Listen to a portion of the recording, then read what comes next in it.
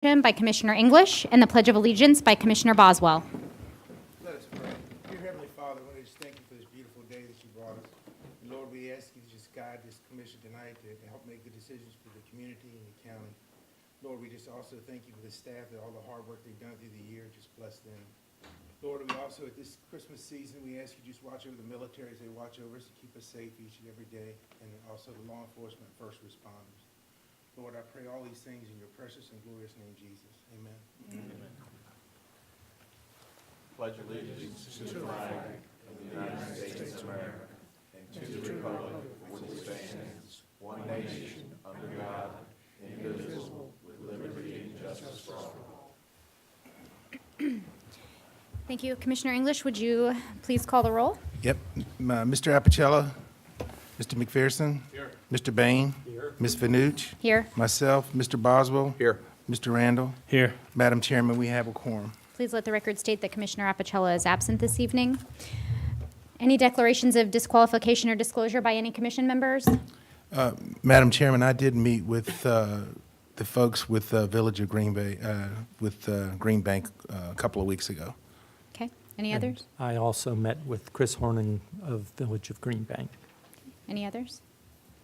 Okay, I'll throw my hat in that ring too. I also met with the representatives for public hearing item number 1.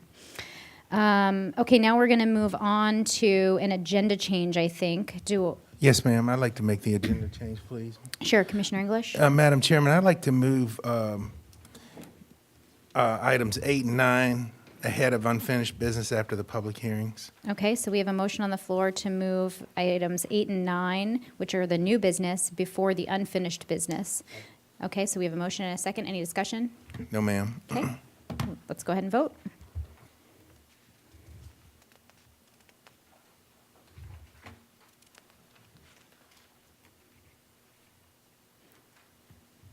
Well, I did vote. I'm a yes, so that motion carries 6-0 with 1 absent. Okay, now we'll move on to the public presentations portion of tonight's meeting. This is where anybody from the audience can come down and you can speak for 2 minutes. When the yellow light comes on, you have 1 minute left, and when the red light starts blinking, that means your time is concluded.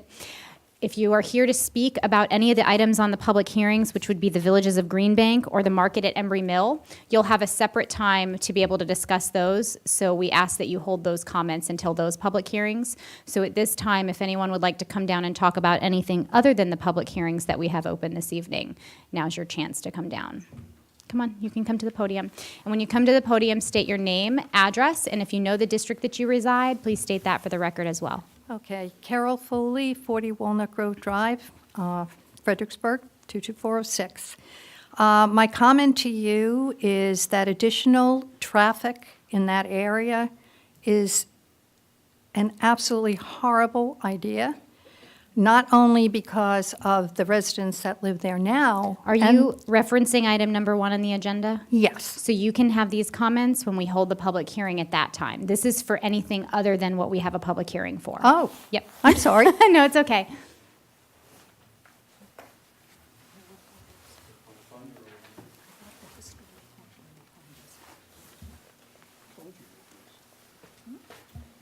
Oh, Santa's here. It's the Grinch. I know, I realized that. I'm the Grinch, ma'am. Sorry. Sorry to disappoint you.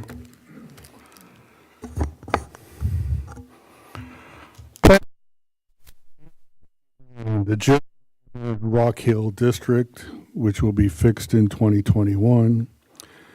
You know, the Pledge of Allegiance has indivisible in it, begins with the word in, just like I keep reiterating, the word brain has in at the end.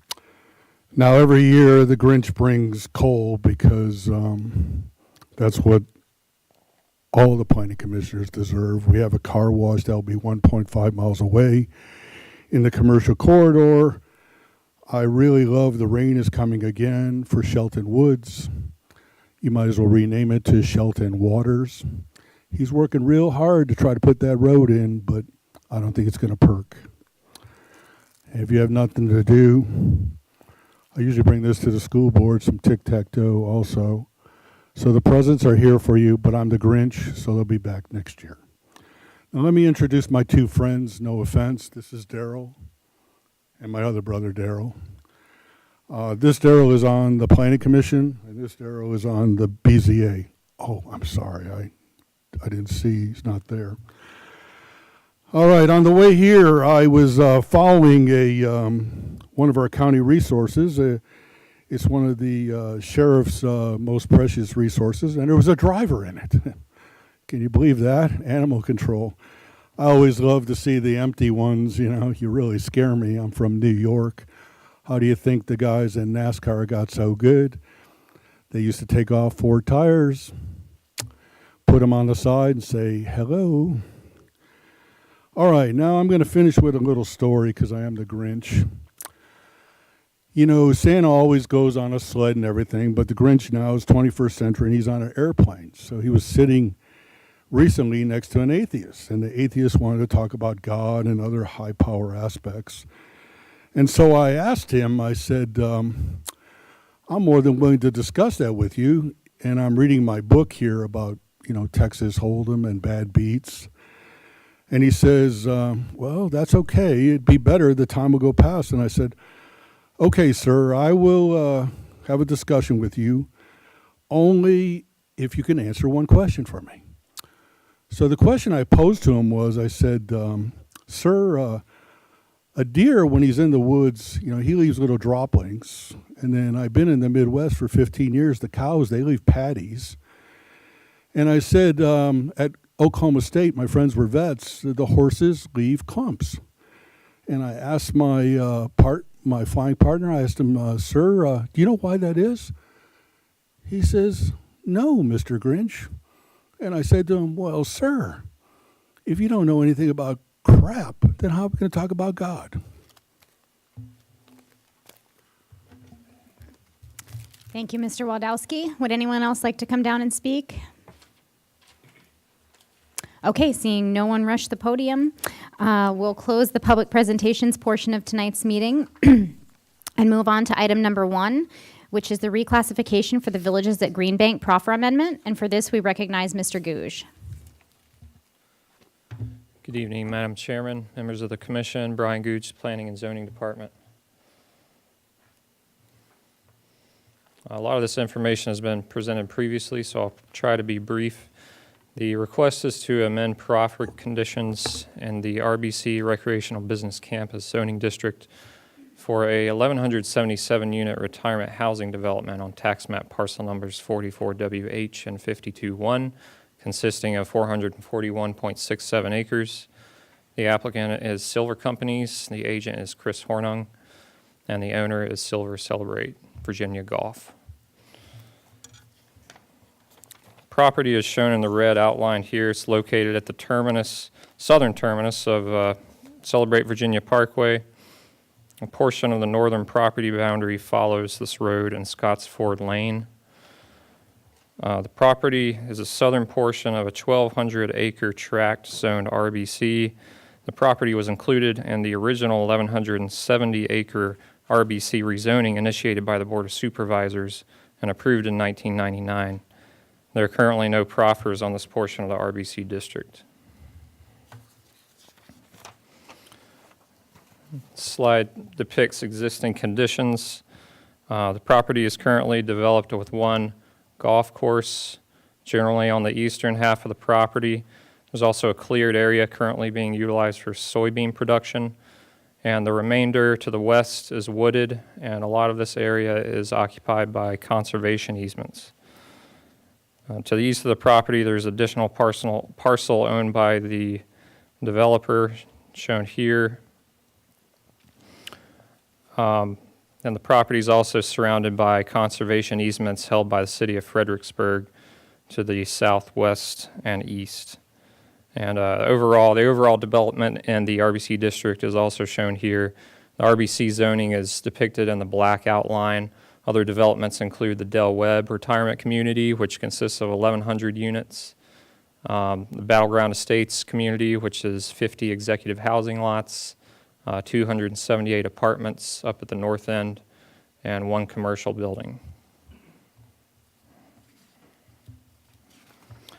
The RBC district requires a submittal of a preliminary concept plan which establishes land use pods where different types of development are permitted.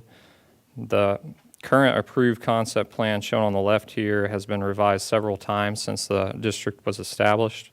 The concept plan proposed by the applicant shown on the right would expand the retirement district shown in purple and the area where the existing resort district shown in green is.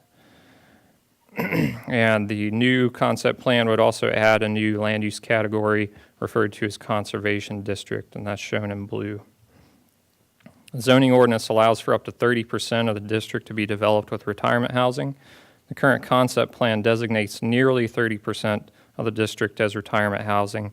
Therefore, under the proposed plan, an ordinance amendment would be required to increase this. This image depicts a conceptual layout of the 1,177 unit development. The project is proposed to be developed into 3 villages shown in the different colors here. In total, there are 236 detached, 588 duplex, and 353 townhome units proposed.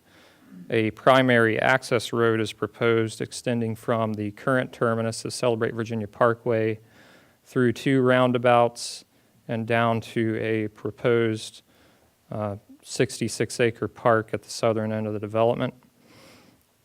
One additional access point is proposed on Scottsford Lane, and several recreational amenities are proposed. In addition to the 66-acre park, there's a clubhouse proposed at the main entrance with indoor and outdoor amenities. A 1-acre park, minimum 1-acre park would be provided within each village, and that would also include certain amenities. And in addition to there's also a Civil War interpretive park proposed here on the eastern side of the property.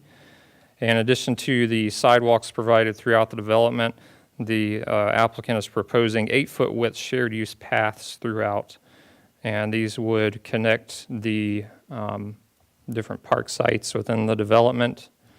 It would extend down to the 66-acre park and tie into the existing golf course paths and the golf cart paths. And they would also construct a shared use path along Scottsford Lane, which would facilitate pedestrian bike connection to Lake Mooney. And here's an image of the park concept plan. The applicant has proffered several improvements at this 66-acre park referred to as Greenbank Farm Park. They would provide a 40-space paved parking area, an open field or event space, an exhibit shelter and restrooms, a trail system incorporating existing paths and areas for historical interpretation and wildlife observation. Currently, it's uncertain if the park would be open for public use. The applicant has offered to construct the park improvements and convey the park to the county. However, Parks and Recreation is currently not in a position to take on additional maintenance responsibilities. The applicant has requested ordinance amendments also to allow farm winery uses and agritourism uses in this general area. A comprehensive plan designates this property within the suburban land use designation with a maximum recommended density of 3 units per acre. The density of the proposed development is roughly 2.7 per acre. Staff notes that the development is consistent with other elements of the comp plan, including objectives and policies on infill development, open space, parkland, and pedestrian bicycle connectivity. Staff has evaluated how this request will impact the listed public facilities. Since this request is a proffer amendment, the application is not subject to new proffer legislation, which limits the county's ability to negotiate or accept certain residential proffers. For the purpose of evaluating monetary contributions, staff has used the 2015 proffer guidelines shown in the image here. These guidelines suggest a total contribution of $26,718 per age-restricted unit. The proposed proffers include $4,608 per unit in monetary contributions. As for Parks and Excuse me, Recreation. Brian. Yes, sir. Has the applicant provided any explanation for that, such a significant difference between the proffer and the recommendation? They did provide a proffer analysis. For schools, their position is that this is an age-restricted community. There won't really be any school children enrolled here, which was the justification for the limited proffer, the zero proffer amount there. For Parks and Recreation, they pointed to the on-site facilities they're providing for parks and recreation facilities. And for other facilities such as fire and rescue and libraries, they've taken the approach that was put into the 2015 proffer guidelines, and they've adjusted that based on a reduced household size of 1.8 residents per unit, and use that to sort of arrive at a new proffer number for those facilities. As I said, for Parks and Recreation, there's no monetary proffers proposed.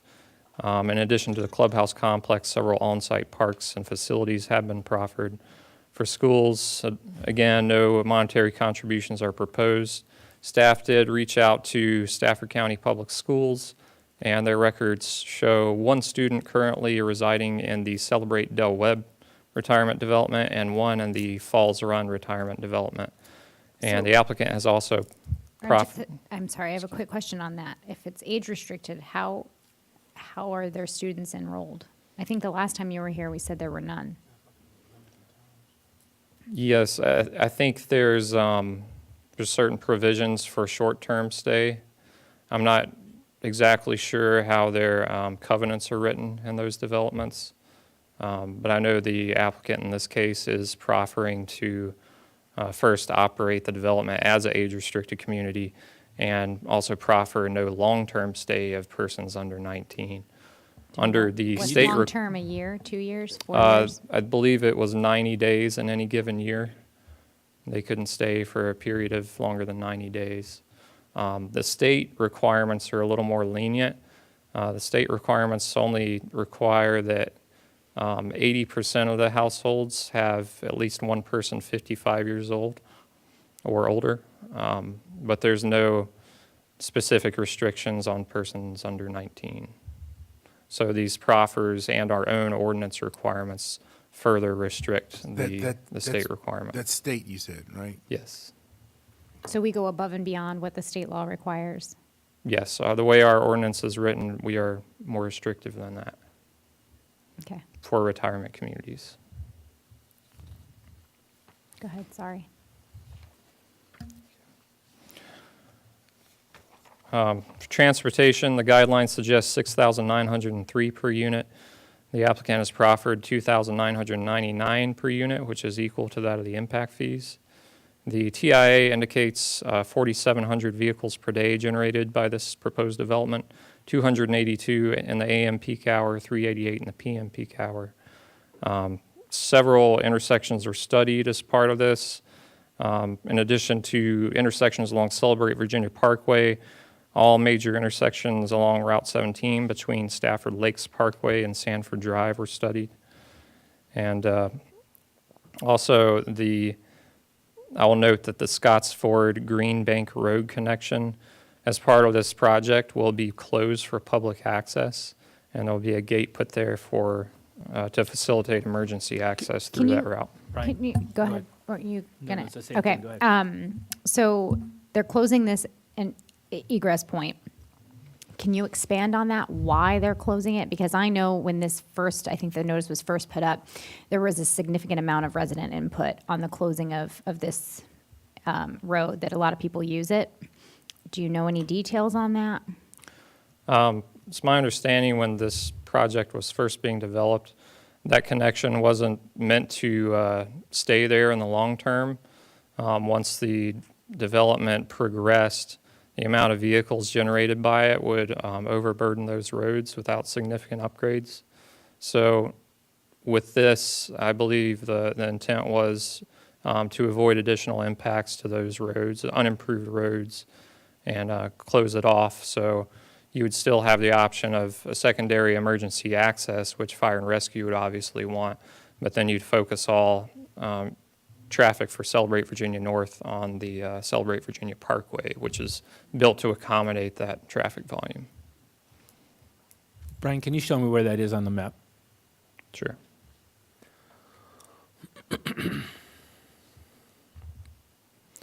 The connection is circled here.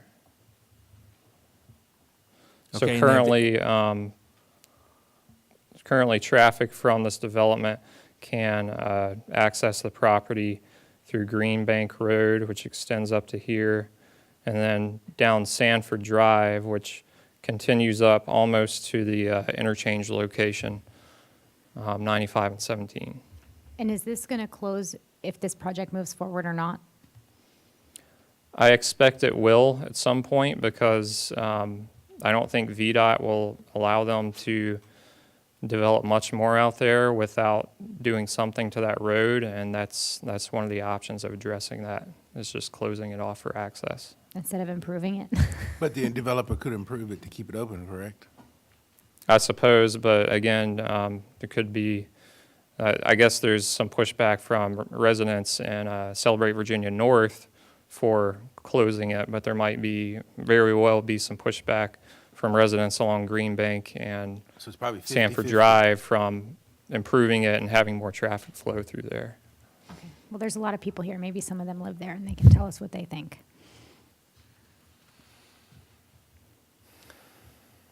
As for VDOT comments, really, there's only one major comment from VDOT, and they were concerned about the intersection of Celebrate Virginia Parkway and Banks Ford Parkway, which currently Celebrate Virginia is a free-flowing movement, and then you have stop signs for both directions on Banks Ford. So they've met with VDOT and discussed this, and VDOT's recommendation was to provide a roundabout here. They didn't feel like the traffic volumes, even with this development in the foreseeable future, would justify a traffic signal here, so they favored the roundabout option, and the applicant has proffered to construct this roundabout.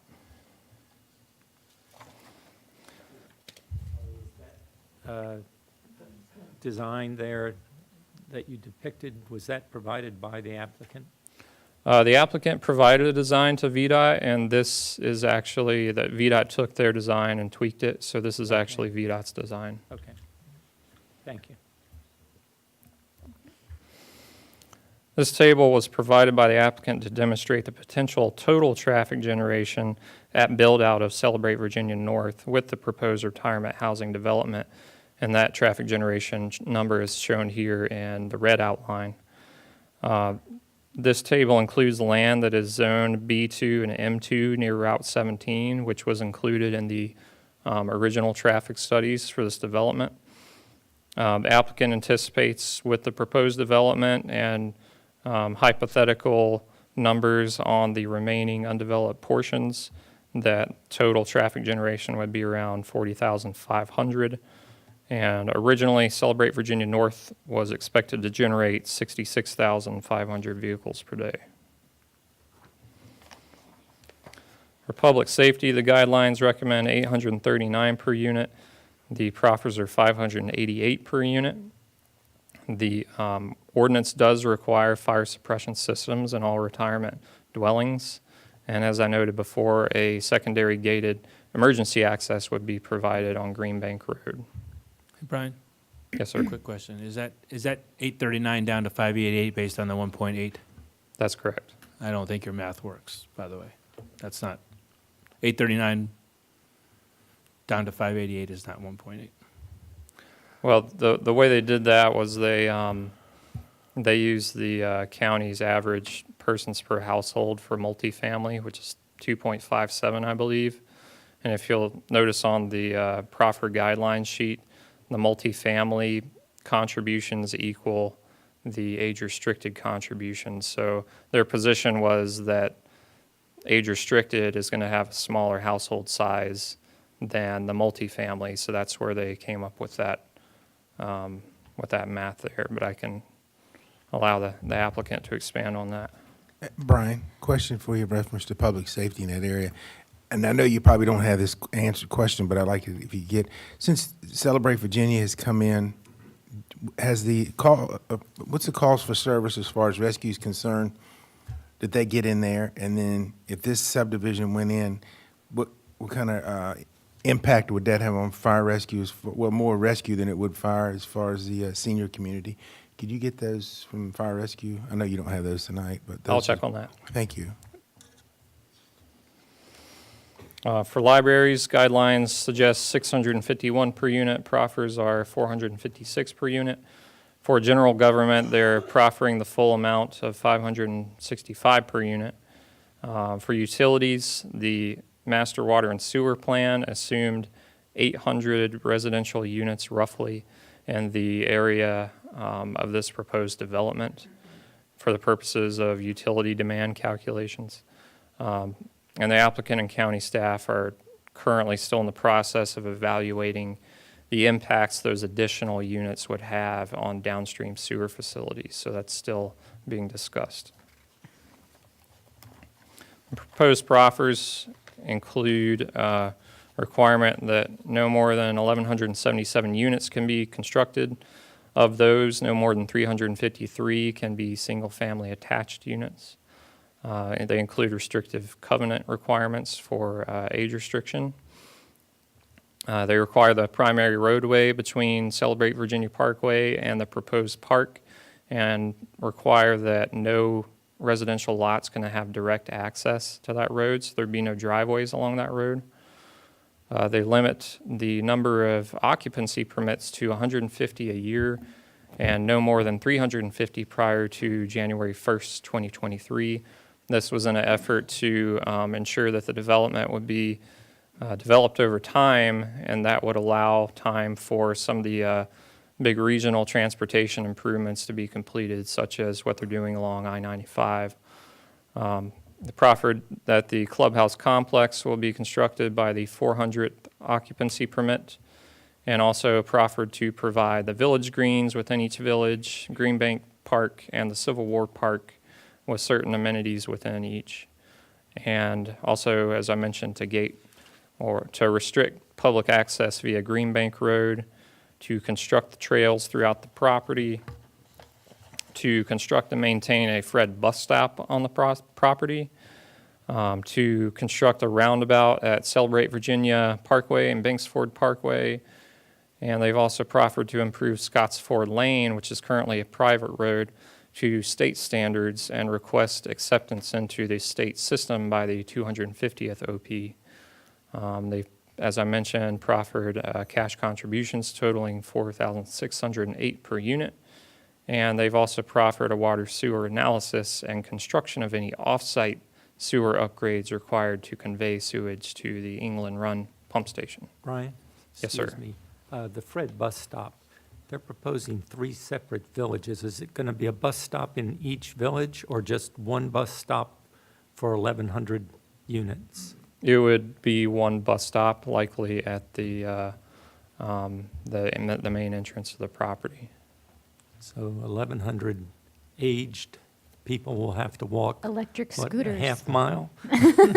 Half mile, Yeah. 3/4 of a mile to get to the bus stop. I should note, too, that that's subject to Fred's input, because they Okay. may not necessarily agree with the location they're proposing. So there'd have to be some discussion there as to what Fred is looking for. They may want more or less stops as well. I would hope more. And these, the parks and amenities that you're talking about in regards to recreation, you said that there's going to be parks and trails. I have twofold question. First of all, who has access to the trails? And secondly, who's going to maintain those trails? I know there's a case, I think it was in Spotsylvania, where an HOA is coming and saying, we're not going to maintain this anymore, county, it's your problem to deal with. Could that happen here? The HOA would be bound to maintain all the facilities, including the park facilities and trails throughout the development, unless they construct some of those roads to state standards, like that primary roadway, and decide to try to get that in the state system, at which point perhaps VDOT would take on some responsibility. But I'm not sure about the HOA question, and if, what would happen if that falls through for whatever reason. I'd have to Can we double check on that for consult next with time? county attorney. Okay. Yes. And then access, who gets access to that? Just residents, anybody? I would expect it would be just residents. It's, as I mentioned before, it's not clear to what extent this will be open to the public. If there is some aspect of public access, then perhaps some of those could be open for public use as well. But if they're going to have that event park, public's going to be able to get to that, correct? Or That's- is that an applicant question? I would expect so, yes. Yeah, applicant, okay. Staff notes positives with this is that it's consistent with the land use recommendations in the comp plan. It's consistent with the established development patterns. Park amenities would provide opportunities for recreation and interpretation of several historical and cultural resources on this property. Proffered improvements to Celebrate Virginia Banks Forward intersection are consistent with VDOT recommendations, and proffered improvements, amenities, and monetary contributions would help offset impacts. Staff notes the negatives is that this would result in less land for potential recreational or commercial uses, which is inconsistent with the original vision for the development and the intent of the RBC district. Further, utilities concerns have not been fully addressed, and the monetary contributions are below the guideline recommendations. Finally, staff is recommending deferral to allow time to work through the utilities concerns, and should these concerns be resolved, staff would recommend approval as we feel the positive aspects outweigh the negative. And I'll take any questions. Brian, I have a quick question, if I may. So back in 1999, when the Board of Supervisors approved this RBC, and as you pointed out, we all know that the B in RBC stands for business. It was envisioned 4.5 million square feet of office space and 15,000 jobs. Do you know the history of why this has turned into basically just a retirement community and we haven't seen any business development? Are you aware why that trajectory has kind of taken us where it is? Because it seems to me that it's not being treated as an RBC right now. I could give you a brief summary, but before I do that, I would say the applicant is much better at that than I am, if you would like to. The applicant can answer then. Thanks. Thank you. Mr. Randall, or Mr. English? Yeah, Brian, under the county's current zoning and regulation requirements, how many residential units can the applicant actually build at Celebrate Virginia North? I estimate that the total would be 1,473, and that's including a development which is currently under review referred to as Celebrate Now, which is 44 townhomes. And how many residential units have been completed and underway so far? Around, I estimate, 1,080 or so have been completed, 350 underway, and the 44 I mentioned before are pending approval. And how many can they still build and what's left? Approximately 394 they could still build, including the Celebrate Now Okay. project. The proposed proffer amendment would add how many additional resident units to the total that they're currently allowed to be built? Roughly 1,177. Okay, thank you. Any other questions for staff? Go ahead, Mr. Randall. So you're adding the 1473 and the 1177, quick math, 2640, 2650? So the total amount of homes would be 2650 in that area, is that correct? Roughly? I'm not. Roughly, yes. Roughly? Yes. Okay.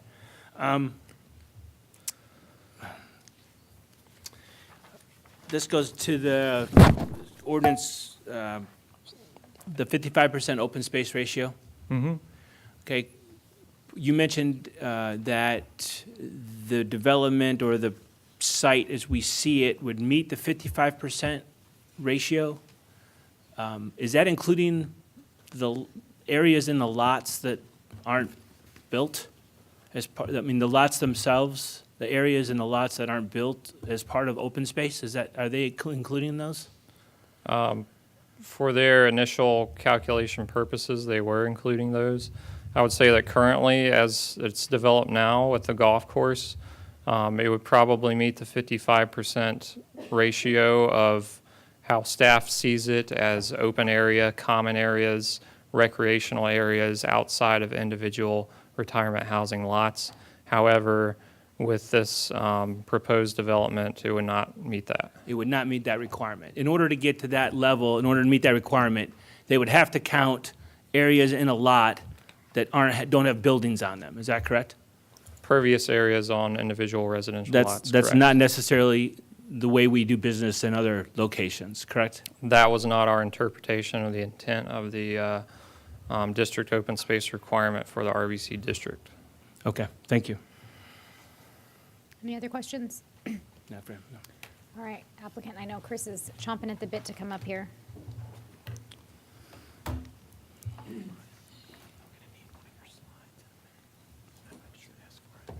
You could click back at this. Thank you. Good evening, Madam Chairman and members of the Planning Commission. My name is Chris Hornung. I am the agent representing the applicant and the owner on this piece of property. Age-restricted retirement housing is, in my opinion, one of the most underappreciated land uses in Stafford County. The average age-restricted home returns back in county revenue $3.56 for every dollar in services that it costs. If you compare that to your standard residential unit in the county, it returns roughly 89 cents to the county for every dollar of expenditures that the county has. Currently, your ratio of age-restricted, or let me rephrase that, the county currently has one of the highest percentages of school-age children in the state of Virginia. The reason for that is it's a great place to raise children. You have great schools. People move down here. They work in Northern Virginia. They work within the D.C. area, and they want to raise their kids somewhere where they can afford a house and they can have their children attend quality schools. It's been happening since the 60s and 70s when my family moved to Stafford County, and it's continued. The challenge for that is that you're constantly trying to deal with your school budget. You have your demographics are weighted towards children, and that's what you see when you look at the Weldon Cooper projections on what your current demographics are and why your costs per capita are so high. 56% of your budget every year goes towards educating children, and another 13% goes towards parks and rec facilities that are primarily geared towards children. Age-restricted retirement, on the other hand, doesn't generate school kids. It does not generate significant parks and rec demand, if you ask the Parks and Rec Department. Most of the amenities in your quality age-restricted projects that are done, the projects themselves are self-supporting. They generate their own pools, their own clubhouses, the gyms, the bocce courts, the pickleball, the tennis courts, the parks, the amenities that are all there in a community. It's clustered. This is a cluster project with large amenities and large amount of open space. In our opinion, it's good planning for the county. It's positive revenue. It's lower traffic impacts than other land uses that are allowed by right. The average age-restricted unit generates roughly around 4 trips per day, compared to around 10 for a non-age-restricted residential unit. It also generates on a per-acre basis about 1/10 of what an office use or another industrial-type use would generate, significantly lower than what's by right. With all of that said, the numbers that have been submitted to the county has reviewed, is that the project will generate a positive $4.1 million a year of economic revenue, tax revenue to the county. That's direct tax money. If you take all the tax revenues and you subtract out the anticipated cost per capita and you multiply it by 1.8, which is an industry standard of the number of residential units in an age-restricted unit. Excuse me. That money that goes in taxes is only part of the story. The rest is roughly $36 million in local spending for retail businesses and other businesses on the corridor. Tremendous amount of construction spending that will be generated in local businesses during the construction, as well as support for businesses that are currently struggling today on the Route 17 corridor. You've got grocery stores, home improvement stores that are not doing well post-recession and have not recovered fully from the recession. In addition, age-restricted residents bring daytime population that can help support more restaurants and other types of retail uses that don't get the full day exposure that they do in other areas where you have more of a daytime population. On healthcare, The average resident who's 65 and older spends 3 times annually what someone who's a working age, 19 to 64, would spend annually.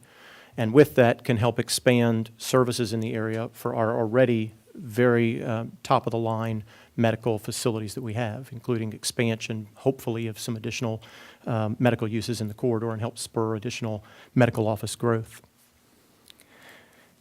Before I get into the questions, I also want to recognize that with the positives, we're very proud of the project that we're bringing before you. There's also disappointment in our original vision.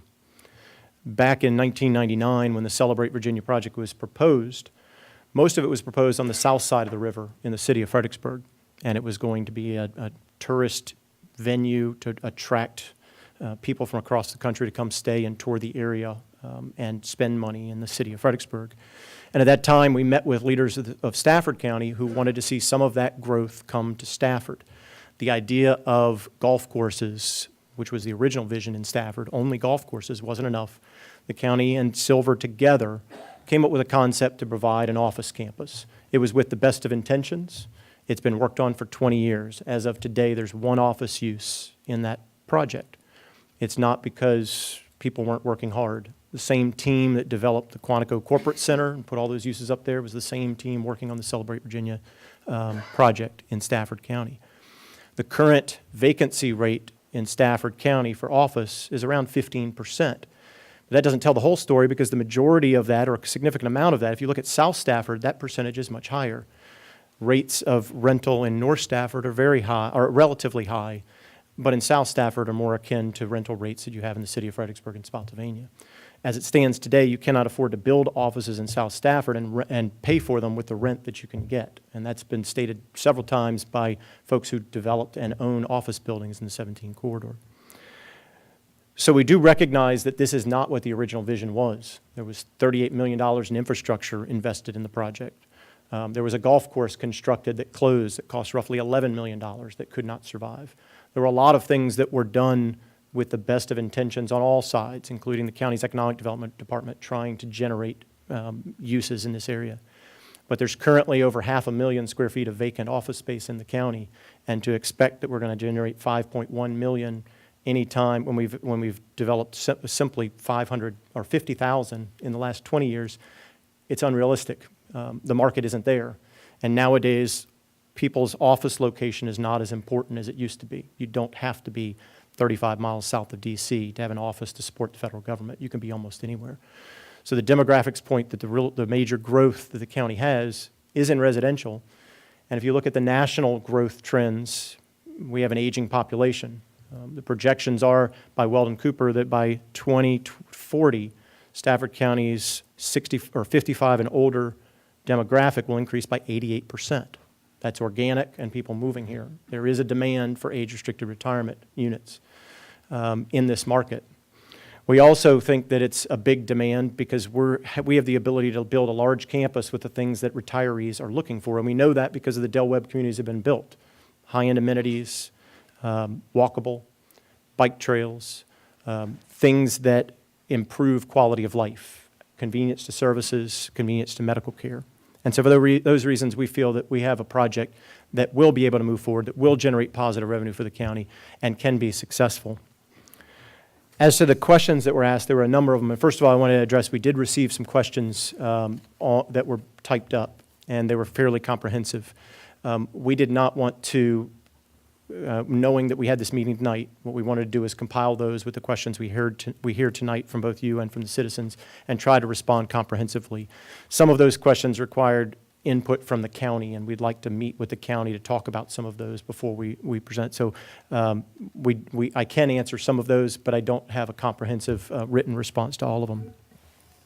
One of the things, if I could get the computer, and I don't know where your slide on proffers is. This is the county's 2015 recommendations for proffers. And if you notice, there are 2 line items that are identical, multifamily and age-restricted. The county was supposed to produce methodology that justifies what proffers would be for age-restricted housing. I don't know why, but it seems as though the county just simply copied multifamily and pasted it below. It's the exact same number across the board. That number includes almost $10,000 for schools in a project that generates no school kids. It includes more proffer dollars for Parks and Rec than a single-family house does that has children. I don't know if that was just simply an oversight or what, but I don't think it is fair to compare this chart to what we're proposing. We use the county's methodology based on the cost of its capital improvements on a per capita basis with 1.8 units, residents per unit, and no school children. And we think that is the fair way to compute it, not So to... if I don't have kids, does that mean I don't have to pay into the schools in Stafford? No, it doesn't. But your housing type doesn't have the luxury of prohibiting kids.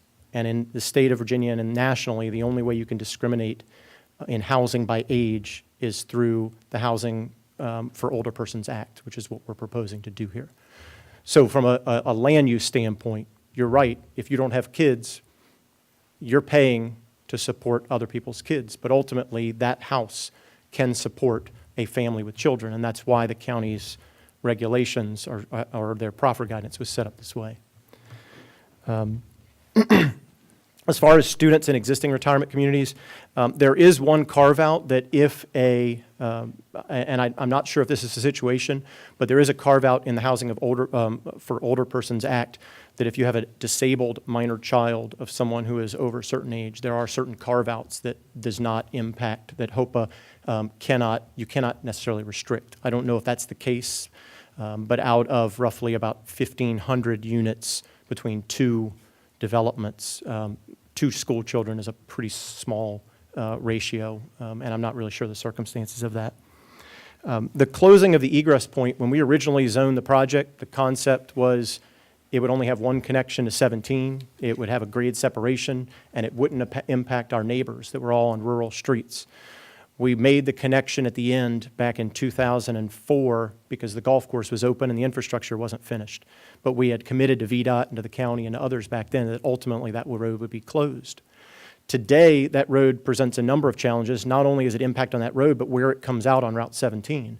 According to VDOT, because of its proximity to the interchange, they can envision no scenario, even if it's widened, that they would want to introduce more traffic right there at that first intersection coming off the ramp. They told us that in the meeting that the county attended, and it's a private street. So at this point, we have felt that it's our obligation to move forward with closing it as we always proposed, and because it's the right thing to do in regards to the county and to VDOT. Ultimately, what we have decided to do is try our best to extend this project. We don't envision this project moving forward with a significant number of units prior to the improvements on 95 being completed, which is 2023. That's the main reason why you see the traffic using Sanford Road. They're trying to avoid Route 17 today, and the primary culprit of that is back up on 95. Is there a solve to the fact that Stafford residents have no access point to the hot lanes going south? Is there a solution to that? Is there a solution right now that we know of? I'm not aware of that, of a solution today to get on hot lanes and go southbound in the evenings. I do know at 17 it switches over from hot lanes to collector distributor roads, so you'll be able to get on to 17 onto either the main line or onto the collector distributor road, and there'll be 6 lanes of capacity rather than 3 that you have today. Just a couple more things, and I apologize. As far as the trails, they all will be maintained by the community. There will be homeowners' documents that are signed where it's not an opt-in. Anyone who lives there, just like the other age-restricted communities, everyone pays a monthly assessment that goes towards all the amenities and to cover those. Yes, sir. Let me ask a quick question about that. At what point in time do you see turning the development over to an HOA? There's a limited, is it 75% of total development when you actually turn it over? I'm not certain. I know industry standard, normally when you get over 50%, there's thresholds where residents that live in the community start serving on the board, and then typically there's a handoff. There's still normally a management company that does the management, but the board goes from the development entity or the owner Sure. to the residents. But they don't actually establish an HOA until a certain percentage of housing units. No, the HOA will be established before the first unit is sold. That's the only way to create the covenants and restrictions Okay. on the property. So that would be different. And the obligations. Right, because So there are some developments that we have currently that don't operate that way. Okay. The developer is the one that maintains everything until I think the development I'm thinking of is at 75%. Once they get to 75%, they do have members on the board, but the developer is the one who runs, maintains, operates, controls all of the different amenities in that development until the HOA is established and it gets turned over, they start paying dues, the whole 9 yards. And so I didn't know if that was something you were going to do, or if you establish the HOA, then that means the first 3 people that are going to be buying houses are responsible for maintaining everything? No, typically what happens is the developer or owner will cover the cost of the HOA. Each homeowner will have an assessment, but obviously that annual assessment, if you have 3 owners, they can't afford to do it. So normally what happens is that assessment is capped at a certain level, and it takes years before you have enough residents in the community where their revenues actually can take the place of what the initial builder or developer may have put in.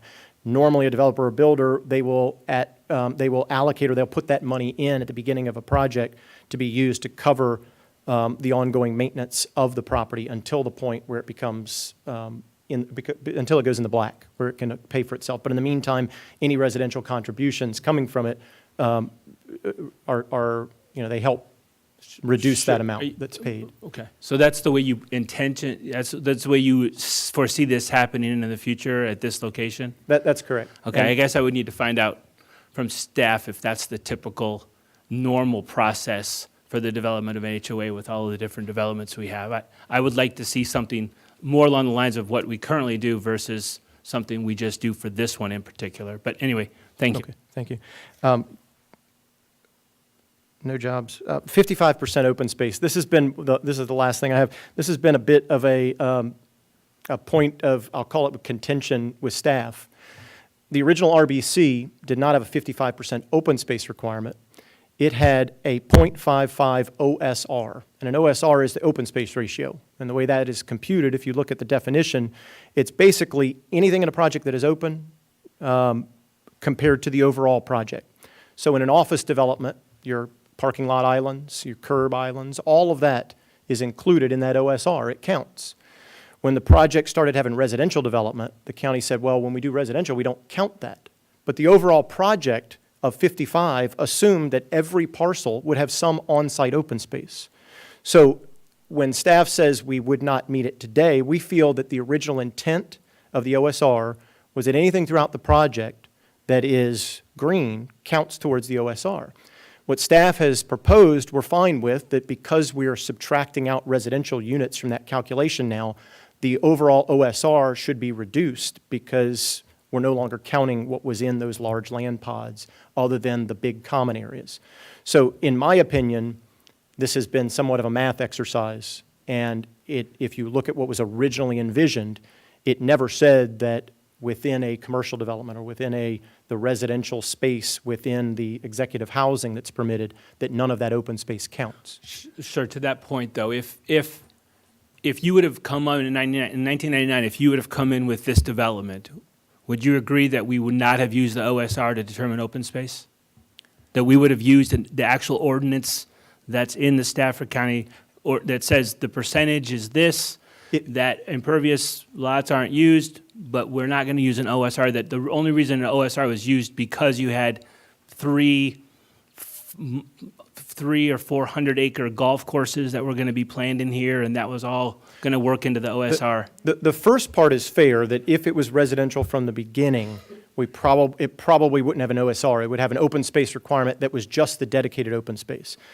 However, the golf course, if you add in originally the golf course to the conservation easements, to everything that's on site, the OSR at the completion of the project probably would have been 0.68 because the golf course, the original plan was not that the golf course was a forever land use. There could be some redevelopment of one of the second, third course down the road. So it wasn't necessarily a static number at that point. It was what was reasonable and achievable based on the OSR definition and the proposed use.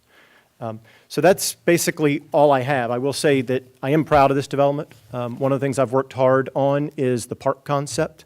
The original plan was the park would be a public park, open to everyone, similar to Government Island, the park there, similar to the Civil War Park. There's an incredible amount of history on this peninsula.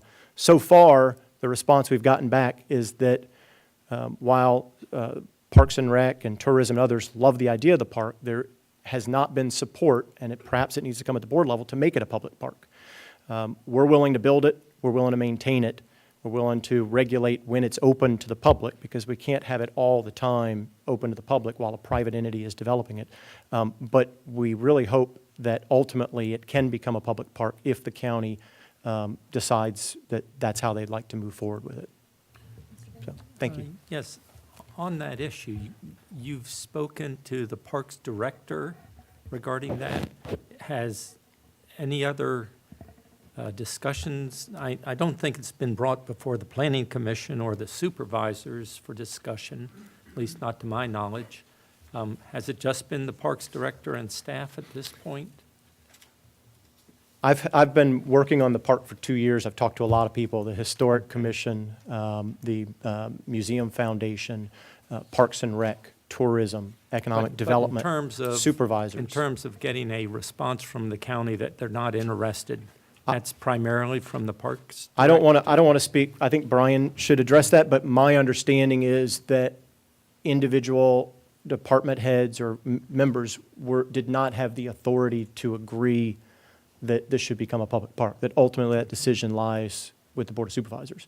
So until this matter moved forward to the board, they were not in a position to say, yes, this should be a public park.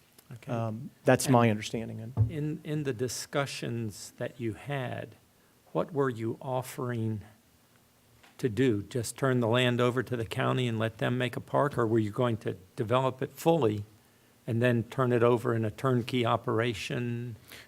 What was offered? The proffers that you see in the proffer package is what we were proposing to do for a public park.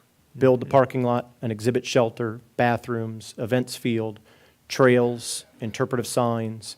And we also agreed that we would provide an ongoing maintenance funding towards the county to help. Because we do feel that while this is a public park for the community, it's also a big draw for a retirement community. And so we were willing to put money towards its ongoing maintenance. That was the original proposal. And when there wasn't as much desire to see it become public, what you have today in the proffers was what we felt was, it's still the same list, but it's as a private park that will be open to the public. So we haven't stripped it of anything, but we didn't want to include anything saying it would be a public park if that wasn't the board's desire. Yeah, I guess I'm a little baffled why the county wouldn't accept that if it was fully funded for both construction and maintenance. I don't know. I don't have the answer, and I guess you don't either, but that baffles me. Thank you. Any other questions for Mr. Hornung? Chris, just to kind of back on the proffers thing with the schools, you're saying that you're recommending zero money towards schools, right, for the proffers? That's correct. Zero money? And then in reference to the event space for the, right there, I think it's C, maybe, on the map where you're going to have the events and stuff like that. Is that going to be open to the public? And what kind of events are you talking about having? Is it going to be like Celebrate Virginia where they have concerts and stuff like that? Or No, and one of the areas of concern when we did have conversations about it becoming a public park was impact of, what are the types of events, how large they can be. I think if you look at what's in the listing, I think it was 1 acre, or was it an acre, or do you recall what's in the proffers? The size of the events field? 1 acre. That's a relatively small event space. Our thinking was a small wine festival. Okay. The Stafford Civil War type of, a reenactment where you could have a small scale reenactment, things like that. Someone could have a wedding, those kinds of things. It was never intended to be, you might have a small. Big scale. No, it was never intended to be like a grandstand with music, loud music and that kind of stuff like it's going on the other side of the river. Thank you. Just real quick, maybe to Mr. Harvey, I had submitted some questions, and some of the responses that you provided indicated that there would be follow-up with the applicant. Has the applicant been provided those questions yet, or will he?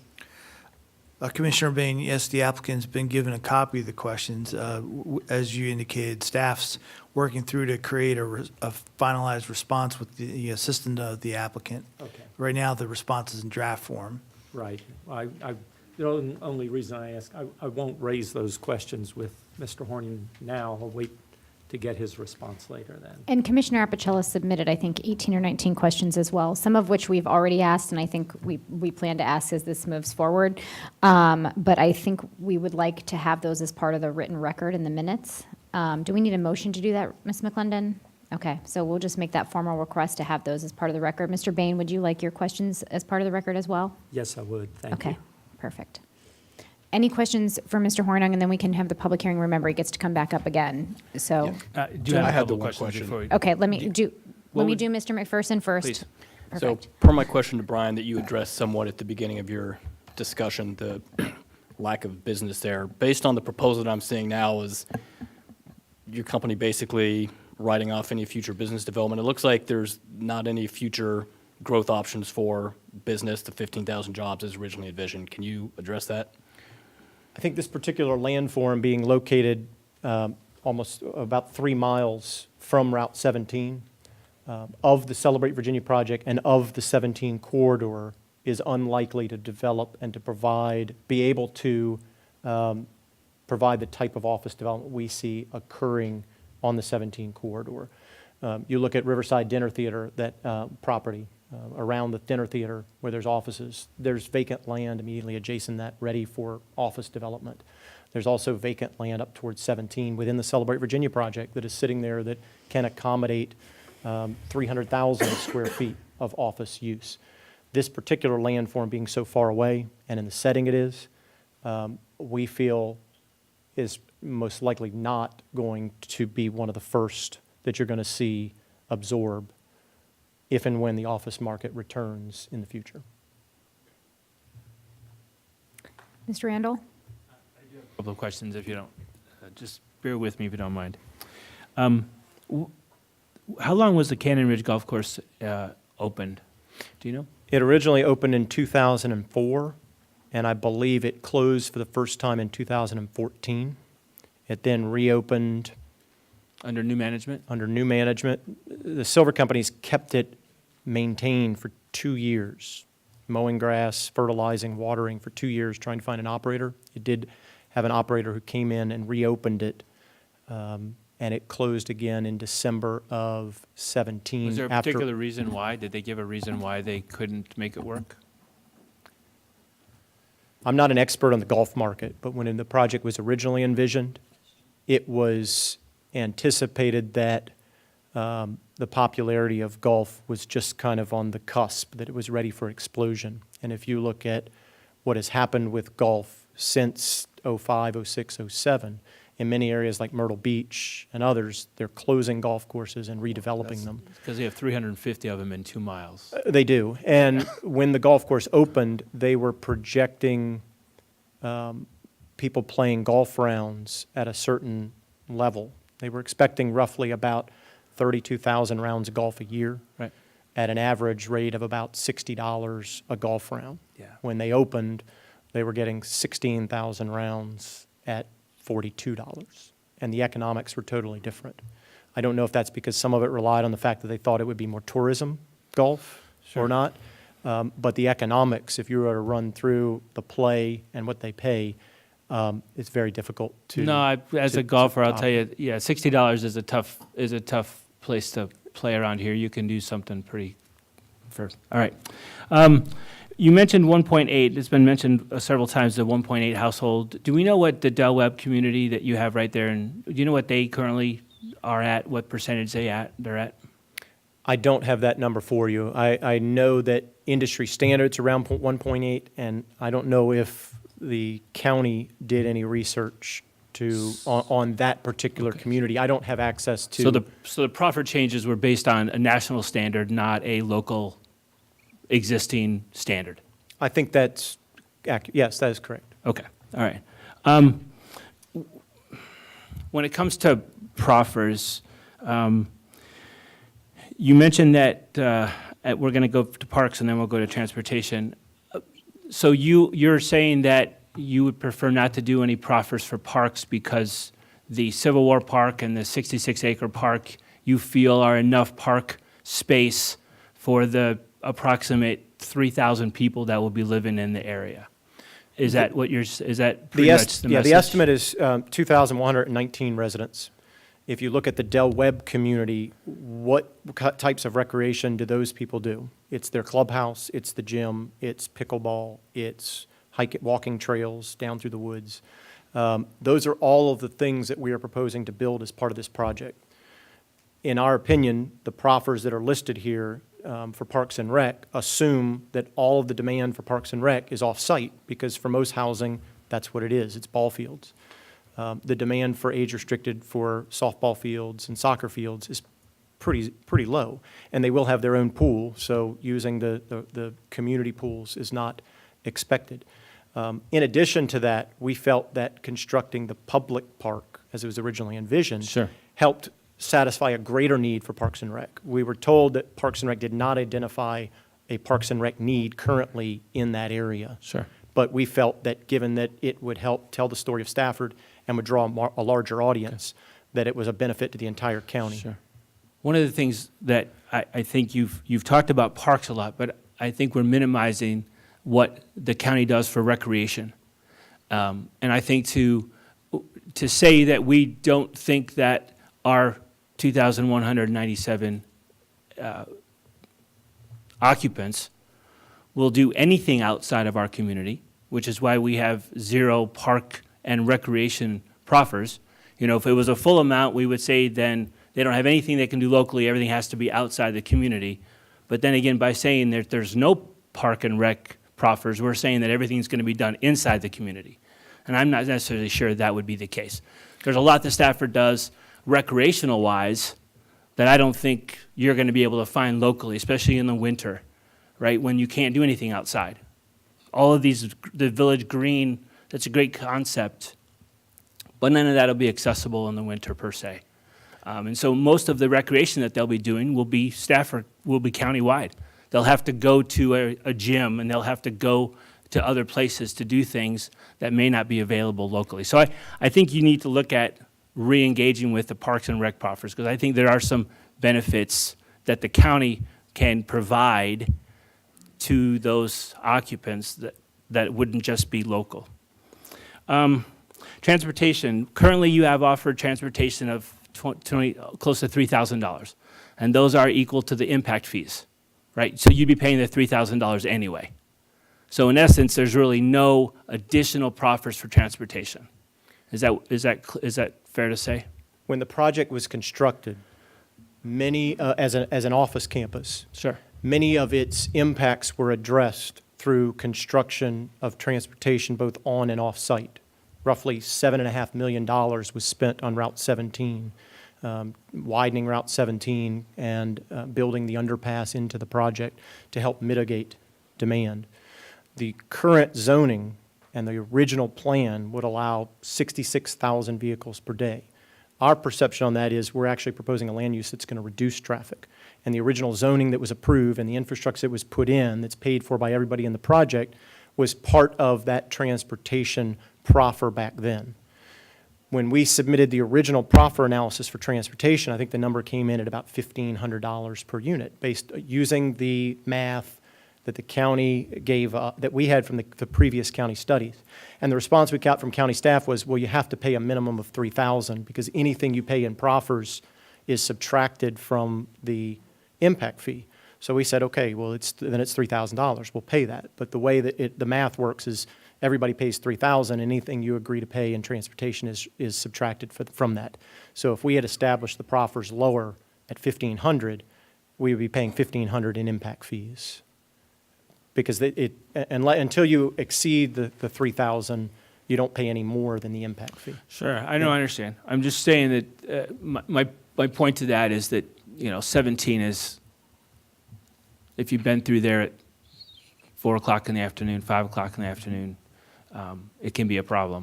And so all of this, no matter what it is, all of it's going to be feeding into 17. I agree. And it's going to be, and so I think that will be an issue moving forward.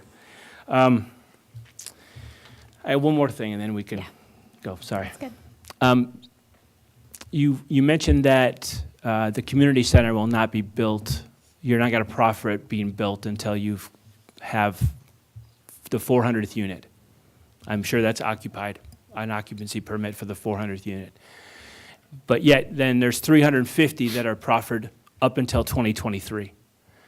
I'm used to seeing places where they build those amenities first, so that even the first 3 or 4 or 5 occupants can take advantage of those amenities without having to wait conceivably 2, 3, 4, 5 years for those things to happen, whether it's the Village Green open areas, and I'm assuming in those Village Green open areas, there's going to be courts, there's going to be things to do, there's going to be a swimming pool in the community center. And again, this goes to the Parks and Recreation proffers, until everything's in place, there won't be anything for those occupants to do. They'll be literally sitting in their houses, not having an ability to do these things because they won't be built. Is there a reason why we waited so long to build these amenities for these occupants and not have them built early, first? There are some places that build these, the very first thing built in the community is a community center, so that no matter when they are build the houses, people can still take advantage of those. I think there's opportunity to modify that proffer to potentially accelerate the construction of that. I don't think it could be constructed before anything is built, because you have to have a certain critical mass of users just to simply operate the building. Probably one of the number one sales tools of the Celebrate by Del Webb community is their clubhouse.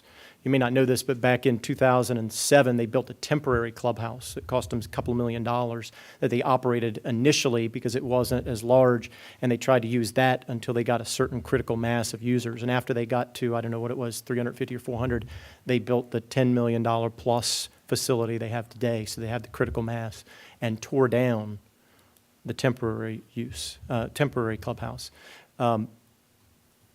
Those two are linked. The ability to sell units and having the amenities are linked. So it would be in the developer and the builder's best interest to get it built as quickly as it can, but it also has massive infrastructure costs to put in waters, roads, sewer that it has to carry while it's waiting for those units to develop.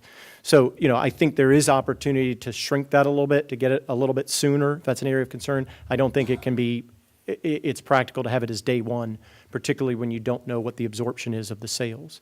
But an earlier time may be achievable to help address that concern. Okay, all right, thank you. All right. That's all I have for now. Okay, I think we're good on questions. Thanks, Mr. Hornung. Okay, so at this point, we're going to open up the public hearing. So if anyone wants to come down and speak, please come down to the microphone, state your name, address, and if you know the district that you reside, that would always be helpful. You'll have 3 minutes. When the yellow light comes on, you have 1 minute left, and when the red light starts blinking, please conclude your comments. Please go ahead. Thank you. As I started before, the traffic in the area is horrendous now. Could you state your Yeah, name your for us, name, please? address. Name and address, please. Carol Foley, 40 Walnut Grove Drive, 22406. Since we've been in the area since 1991, and as the area has developed, it's been great. I have no complaints about it. But the traffic alone from Geico is affecting all the streets around that area because of the volume, and that's one business. This is one of the issues. It's traffic, traffic, and traffic. I have no complaints about the development itself, but there's really no way to handle it. With the infrastructure on 95, by the time we get to 2023, you're going to be out of date again. So it's not going to solve the issue. And I think you have to look really hard at how you handle the volume of people when you approve situations like this. And I also have a very big feeling about the fact that we continue to agree to develop beautiful places like this, and yet we have very, very little affordable housing for hourly workers. there's really not very much out there for these people. We have over 700 homeless students in our schools, in the high school, and that's a disgrace. So you're not adding students, but you're not helping the community. And I know businesses aren't set out to help the community in that way, but I think the combination of everything really should give you second thoughts. You know, we need jobs for our young people, as well as jobs for people who want to live here and work here. And I don't see, I agree with the fact that there are commercial buildings near the dinner theater, which is always crowded, but those buildings are half empty. So what are we not doing to draw? That's another issue. So you don't want more commercial buildings, so if you're not building commercial, you're going to build houses. But you have to figure out a way to do it to the benefit of the whole community, not just a small segment. And basically, that's it. Good luck with what you're doing. Thank you, Ms. Foley.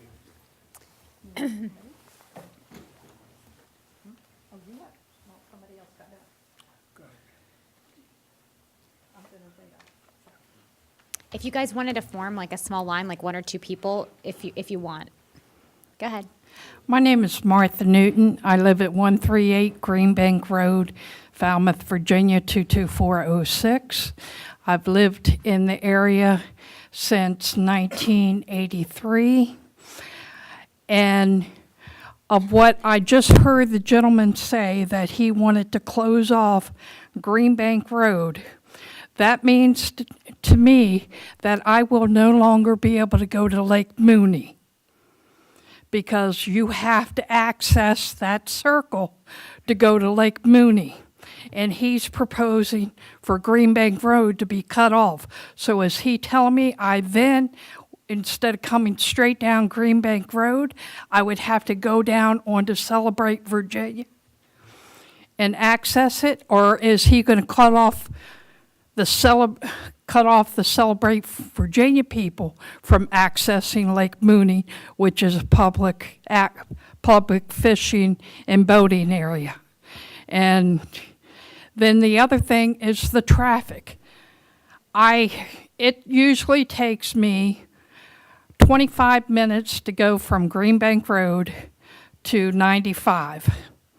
And that counts the tractor trailers that get 3 deep in the lanes merging to 1 lane.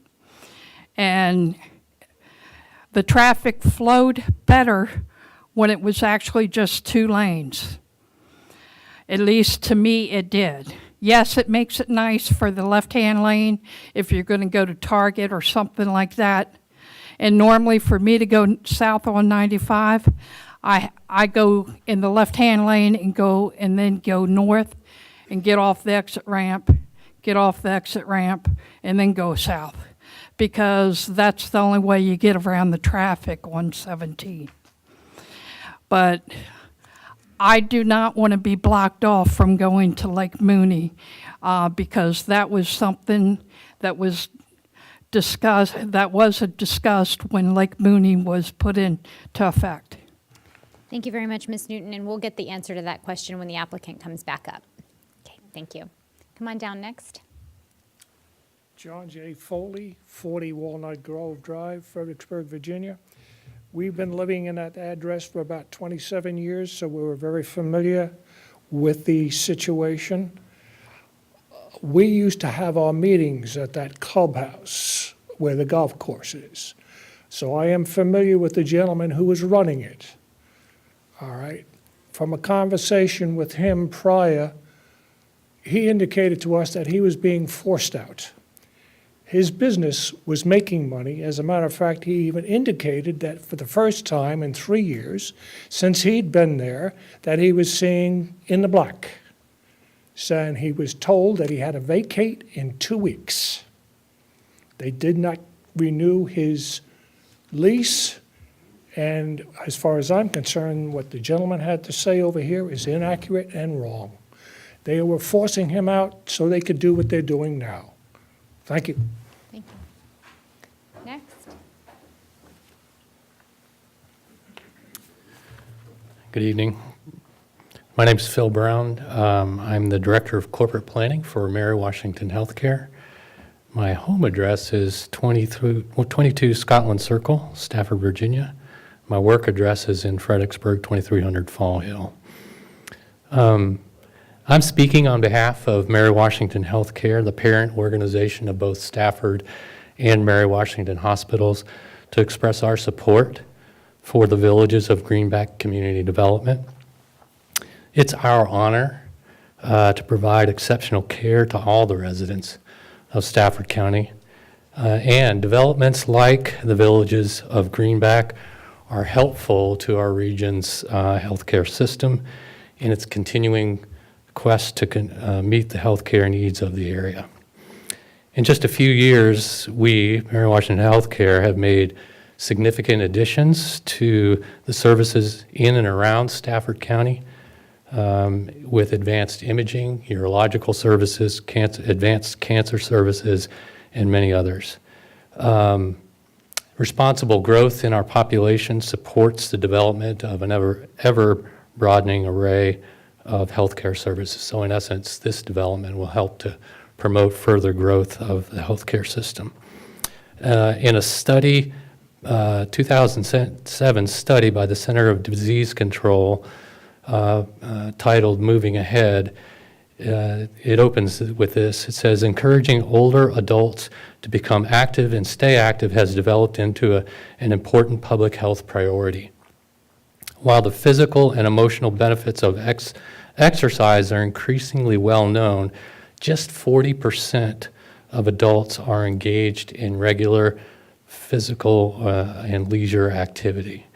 So from a wellness perspective, the health benefits of this adult community in terms of promoting socialization, reducing loneliness, have been shown to promote longevity. This is a good thing for the parks and the amenities that this facility will have. In fact, a 2011 study done by the University of Miami's Global Business Forum showed that lifestyle and attitude are significantly more important than genes in determining the vitality of one's golden years. As a retirement community, the Villages of Greenback residents can benefit from the environment provided in this community, and still, as older citizens, and I'm getting there, residents of the villages are likely to have the need for exceptional health care. Chris alluded to that, close to their home. And that's the goal that Mary Washington Healthcare is trying to provide for all Stafford County residents. So Mary Washington Healthcare stands ready to provide the care that's needed by the future residents of this community. So on behalf of Mary Washington Healthcare, I'd like to thank you all for your diligence in what you do in promoting smart growth for Stafford County. And we look forward to continuing to provide care for this community. Thank you. Thank you, Mr. Brown.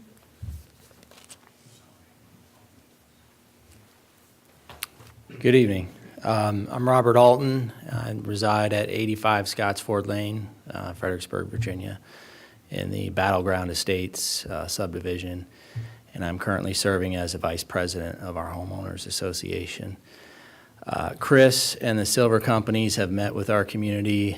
He gave a presentation at our annual meeting, and you know, from our community's perspective, as far as those that I've spoken with, we're warm to this idea. You know, we're favorable to it.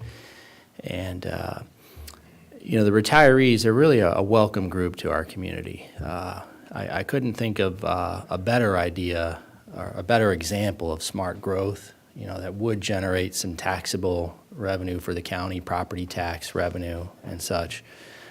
Also, a lot of what I've heard about the traffic impacts, you know, I just don't think there's ground truth in it.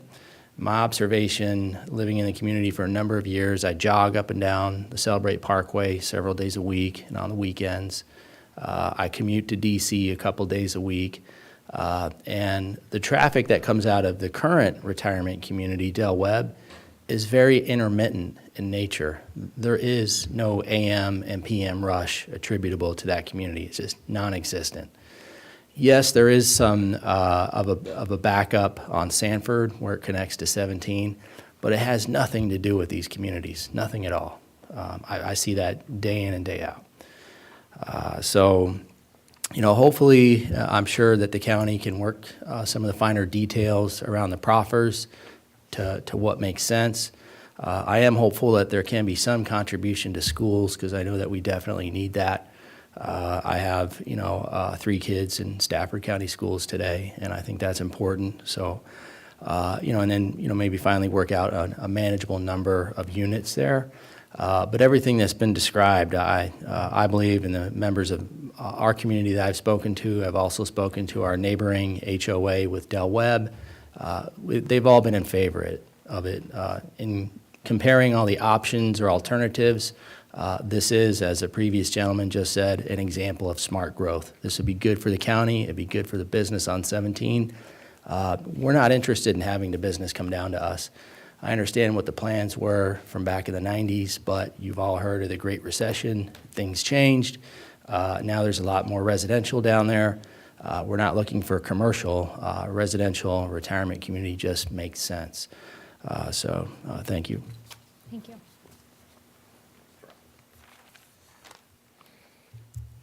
Hello. Let me raise it up a little bit. Hello, my name is Don Bates. I live at 49 Battery Point Drive in Celebrate, Del Webb. First of all, I'd like to thank you guys for looking at smart urban planning, because that's what this really is. What we provide is a high educational level of the residents that live in Celebrate, definitely high economics, and that's what we bring in other communities like Green Bank will bring into this area. We have a 30,000 square foot clubhouse. We do not go out. We have everything that's imaginable that we want to do. I mean, if you can imagine it, we have it. We wanted the golf course to succeed, but in America, the golf courses, I don't care where you go, and I'm a golfer, they are not succeeding. Tiger Woods brought it back for a minute, but the young, they're in the MTV world. They will not play it. It's going the way of horse racing. The old guys want it to work, but it's not going to work. So what we got to look at is planning for today. And what we don't want is some strange industrial thing to be down at that end of the world. We know that these type of communities have low crime. They bring a really good class of people into the community.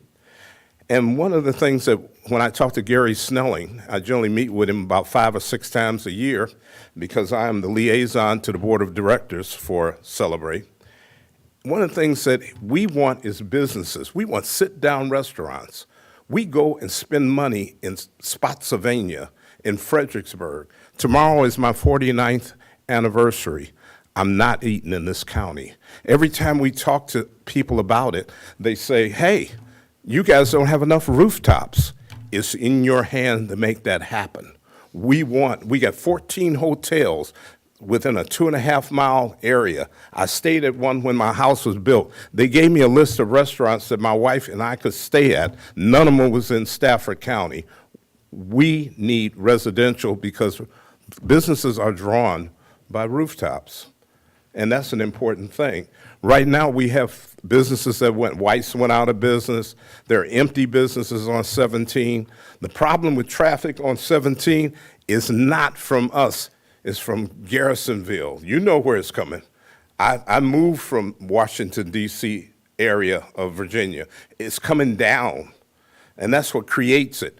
We really want a road to go north, okay, to Stafford County, hopefully to the Stafford Town Center. We're trying to get on 95 even to go north. The easiest thing for us to do is to leave our county. So take a long look at this. We invite Mr. Harvey, Darrell. We've talked to Mr. Hornum to come by our facility. We would like to talk to you. You're going to get a diverse amount of, I'm watching this thing, diverse amount of input from the people that live there. Thank you. Hi, I'm John Ledoux, 1113 John Paul Jones Drive, quiet district presently, but my wife tells me I'm going to be moving to Celebrate, Virginia. It's a chain of command thing. I spent 25 years on the Stafford Parks and Recs Commission, so I think I'll take a quick minute to tell you that the reason they won't take a park is, we saw this so many times, developer would take space they couldn't do anything with and say, oh, we'll make it a park and we'll give it to you. Where's the money to maintain it? Those parks aren't free, folks.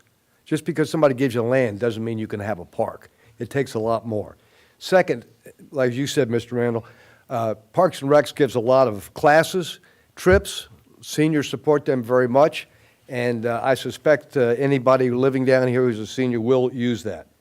Now, in terms of the facts we're looking at here for these over 1,000 units, they have 441 acres, and they're going to give, was a total of 3 acres for village greens out of 441, and something for a passive park, and something, I couldn't ever get the exact figures, for a Civil War park, which may be open or maybe not be open, or maybe it's secret, or you can't get it. We don't know. We can't tell. Now, the most recent data that we were given, in Virginia, there were 67,000 grandparents that had to take care of their kids. And there are special exceptions. But more important, as you said, ma'am, I think education is a community responsibility. They don't want to give anything. They basically don't want to give anything to anything. I understand that. Most houses, they don't cover with their taxes the support they need. They insist they will. Don't have the data to go back. I doubt it. But I can tell you that the one-time profits that they're giving are going to leave the taxpayers of Stafford County holding the bag somewhere down the road, because they're just nickel and diming you to death. Nothing for Parks and Rec, nothing for schools, everything for us. Now, as the last gentleman said, who may be a neighbor soon, yeah, we're not the one causing the traffic, but Drive 17, I've had to drive it several times. It's not a driveway, it's a parkway. It's a parking lot. It doesn't matter who's there. Now you're going to add several thousand more people doing that? I'm not sure. Once approved, I have to ask, because I saw this so many times in the past in the Parks and Recs Commission, once they get approved for houses, how long does it take before they go, well, let's just add a few more. Well, let's just make it change a little bit. They always come back. I'm not suggesting that these people are evil, the developers. In fact, some of them are friends. They merely follow the philosophy of the character in the movie Gordon Gekko. I think it was Wall Street. Greed is good. Their job is not to do what is best for the county. Their job is to make as much money as they can. Your job is to do what's best for the county. At the present time, with all the vagaries we're given, you need to deny this. Thank you. Thank you, Mr. Ledoux. Good evening. I'm Elaine Callender of 622 Lancaster Street in Falmouth District. I reluctantly came out tonight because I thought it was important to express to you that you should defer action on this reclassification. In fact, the public hearing should remain open so that people engaged in the holidays right now still have an opportunity to comment. Also, it seems more information is going to be coming in, so the public hearing should remain open. I have to admit it's exasperating for those of us who were here years ago when the recreational business campus was created. It's discouraging how little of the original plan has come to fruition. Okay, so active adult housing has sold, but that doesn't mean you need to put all your eggs in that basket for this part of the county.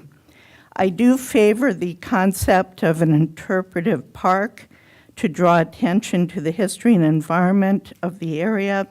Once that park is developed, it seems to me that the area will be more attractive as a recreational business campus. For example, a conference center could go in, a place where tourists would want to stay, could be sort of a small resort. But I don't, when I hear the gentleman talk about we need more rooftops, sorry, that isn't why we don't have sit-down restaurants on the 17 corridor. It's got to do with attracting the appropriate restaurants instead of having all these fast food places.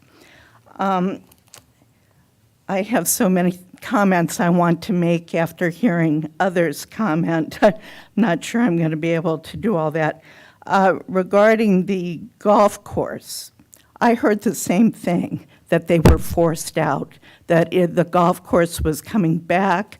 I know I had been out there before to the clubhouse for events. It was a nice facility. I was told by people who live and celebrate that the golf course was forced out because the developer wanted this project to go through. So please consider that. I think that if you're going to have the active adult community, that you need to have the amenities that they would need there, be it a clubhouse. Certainly the park is a great idea. One of the things, I'm out of time, but one of the things I wondered is this zoning, does this zoning allow for a small convenience store near their homes so they don't have to drive out to 17 to get a carton of milk? I have other comments I'll send to you. Thank you. Thank you, Ms. Callender. Good evening. My name is Patrick Ahern. I am the producer and the artistic director at the Riverside Center for the Performing Arts, formerly known as the Riverside Dinner Theater. We have, in the last 4 or 5 years, grown immensely, providing what we have become known for now as a gem for entertainment and quality Broadway-style productions here in Stafford County, and we love being in Stafford County. We employ about 150 people a year, 50 full-time employees. A lot of those people, some of the actors that come in not only from locally, but from all over the United States. And over the past 4 years, going back maybe about 4 years ago, we were topping out at about 40,000 people coming through our doors, and that's just for the theater alone. Currently, we will go over in 2018, 80,000 people through our doors this year.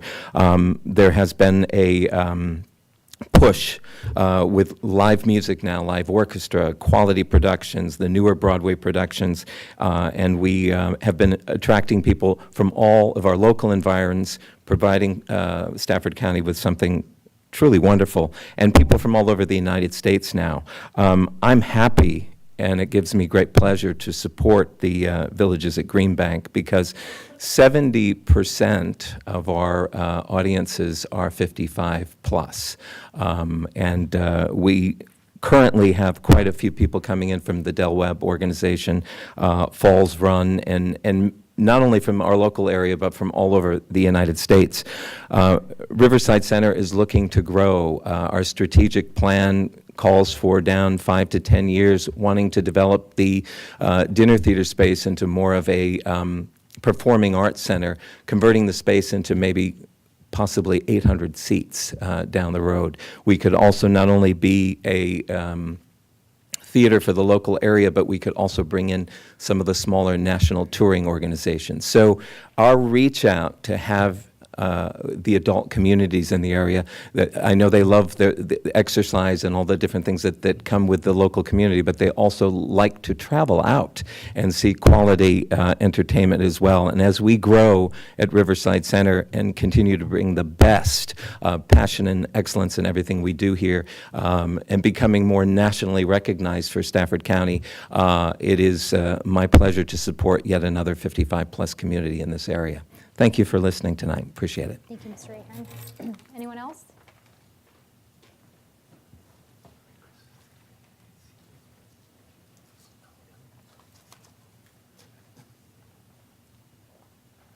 That's why I go to the Kennedy Center.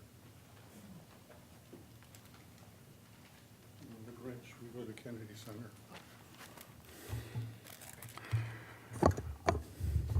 Paul Wodowski, 8 Picken Lane, gerrymandered Rock Hill District, also own property in the gerrymandered Griffiths Whitewater District. This is for Mary Washington. You know, I'm over I'm on Medicare, man. I'm lonely. You know, I sit on a porch, I'm waiting to die. Now, I have this HOA, the Houses of Aristocrats. I had a contract on it. I own the documents, and I got released from the contract because it's a terrible HOA. And let me educate you all about HOAs, because you don't know nothing about HOAs, especially staff. It's a Virginia corporation. And when you have a Virginia corporation, you'll be like 8 Pickett Lane. You'll own 1/25th of a park. And next year, guess what? My petition goes out. Got 8 new homeowners. I only need 17 signatures. Had 13 a few years ago. I think I'll get 17. You're going to get a new park. And guess what? It's right across the street from the over 55 community. You know, the baby boomers got the money. We're not moving into over 55 communities. Some of them have to get moved because they're being pushed. You know, it's kind of like my 18-year-old. Please go to college, get a job. Go move somewhere else. Move to LA, Adam. He's working for Netflix, so he's done okay. No, it's pronounced We Is, and that's why We Is went out of business, because Wegmans is a true 21st century grocery store. I have so many comments, I don't have time to do it, but let's just use God's not making no more land. Utilities are not a concern. They're an opportunity. 30 years, no public water and sewer, with the exact same HOA documents as in Falls Run and wherever else. This developer is 21st century savvy. Come on, Central Park, all the jobs, the conference center, tear down a golf course. Holy smokes. And they charge rent for someone who comes back to the golf course? And then you wonder why they go out of business? Just amazing. Let's see. I'm going to go to the clubhouse, the gym, the pool, and the Pats. Tomorrow night, we're playing Texas Hold'em poker. It's what senior citizens do. We host. We're not waiting to die. And as far as affordable housing, that's what you should be approving. Retirees don't need affordable housing. And I'm not going to listen to some 30-something, 40-something who came here in the 70s when the population was 30,000 people, and then it doubled in the 90s to 61,000 people, and then it doubled in 2010 to 128,961 people. Merry Christmas. Thank you, Mr. Wadowski. Would anyone else like to come down and speak? Okay, seeing no one coming to the podium, I am not going to close the public hearing. We're going to leave it open. Because I do sympathize, I think, with Elaine and several others who have mentioned the fact that it was advertised in December and it's near the holidays. A lot of people weren't here, so I do think it would be fair to leave the public hearing open and advertise it for a future date. So we'll bring it back to the commission with the public hearing left open. Yes, Ms. McClendon? Applicant's rebuttal? Yes, I know. And so now we have the applicant who can come up and answer any questions that they heard in the public hearing. And then I'm sure we'll have some more questions for staff. So Brian, get ready. I'm going to wait until the next meeting to respond to the bulk of the questions. I did hear one from Martha. I did not get her last name. That Newton? Okay. That I think is appropriate to address now. Some of the others, I'm not certain. I think it's part of a greater response for the project as a whole that will come out more in the next meeting. When the county decided to build the reservoir where they did, it was at the intersection of those two roads right at the end of Greenbank. Ultimately, the county, when they located it there, they had two options. One, make it available from both streets or have it available from one street. One of those streets is currently a private street, which is the road that we had proposed to close. When we went to the county and told them we planned to close that road, what we heard from the utilities department was the Celebrate Virginia Parkway access was a better access for them for their trucks and their vehicles and for the public at large in the greater county to visit the park. And that their preference was that that be the primary access way to the park, to the reservoir. So that is currently what is proposed and what is planned. And that residents that do live on Green Bank, under that scenario, would need to go back up to Banksford Parkway and come down Celebrate Virginia Parkway to get to the project. We had looked at trying to figure out other options, but short of giving certain members of the community a pass to get through and others not, it was nearly impossible to provide severing that connection for transportation purposes and still have it open for public use from both directions. So I'm willing to talk to Ms. Newton a little bit more after this, but that's what occurred. And if you all want us to provide more information between now and the next meeting, we're happy to continue that discussion. Okay. Thank you. All right, do we have some questions that we want to ask Mr. Gouge? I think he got the list of them. Yeah. we had, Yep. Right now. Any others? I'm sorry, I have one more for the Yeah. developer that I. Oh, forgot for the to ask. applicant? Applicant, Okay. sorry. Just when you thought you were done. Just when you thought you were done. Were there any other recreational amenities besides golf courses that were looked at to put in that area? And if there were, could you describe what you went through and what you looked at and why those weren't viable options to be put into the recreational business community? The original vision was that the recreation would be the golf courses. So there was nothing else, once the golf courses once they didn't do very well or ended up closing, were there any other decisions, processes that you looked at to put in other recreational amenities in that area? For-profit, non-public there was recreational uses that are private. I'm trying to run through in my head what those could be beyond the golf. When we originally proposed the project, that was the recreational component.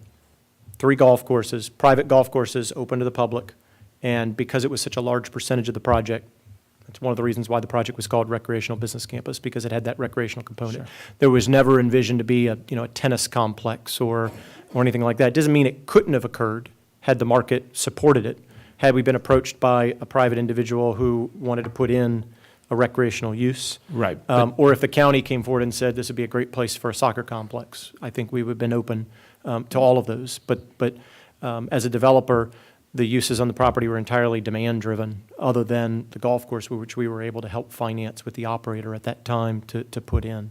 Man, a soccer complex probably would have, if you go to the Rouse Center at any time, you'll see what they're using for their soccer complex. So there was nothing else then other than the county coming to you. The developer, you as applicant, didn't really look at anything else other than the golf courses. Not in the original concept. If you look at the RBC and look at the definition of Sure. what are the types, I think there's things like swimming pools and bocce courts and tennis courts are allowed uses. But that was just kind of covering all the potential uses that could come along with in support of a project. It was not a specific identified demand that we had at that time. Okay, we're done our questions for now.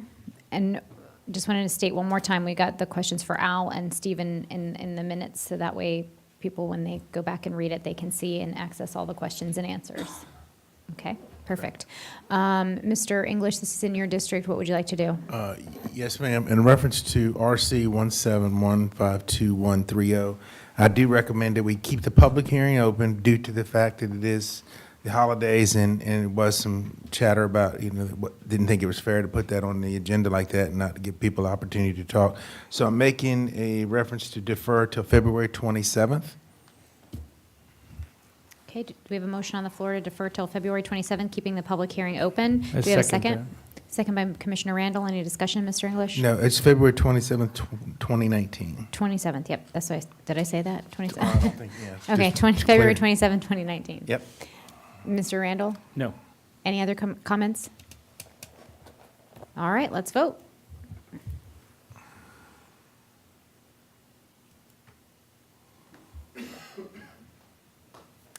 Motion carries 6-0 with 1 absent. Thank you guys very much. Now moving on to item number 2 on the agenda, the zoning reclassification for the market at Embry Mill. And for this, we're going to recognize Mr. Gouge to present items 2 and 3 together. Good evening again, Madam Chairman, members of the commission. This request is to reclassify from the PD2 or Plan Development 2 zoning district to the B2 Urban Commercial Zoning District, and to amend proffered conditions in a B2 district, and also a conditional use permit for a drive-through facility associated with a supermarket on tax map parcel numbers 2972, 72B, and 53B, consisting of 17.3 acres in total. The applicant is Tom Haller with Barnett Properties. The owner is North Stafford Associates. This is in the Garrisonville district.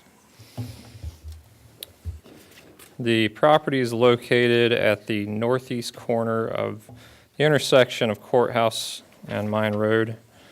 The area proposed to be rezoned from PD2 to B2 is shown in blue and consists of 0.67 acre. The area subject to proffer amendment is shown in red and consists of 16.63 acres. The conditional use permit for a drive-through would apply to the large parcel designated as 2972. Surrounding property includes PD2 zone undeveloped land to the east and the north, A1 and A2 zone single-family lots to the west and south. The B2 portion of the property was rezoned in 2015 with proffers. The envisioned development at that time is shown here. The plan included a grocery store, 3 multi-tenant buildings, and 3 restaurants, 2 of which included a drive-through facility.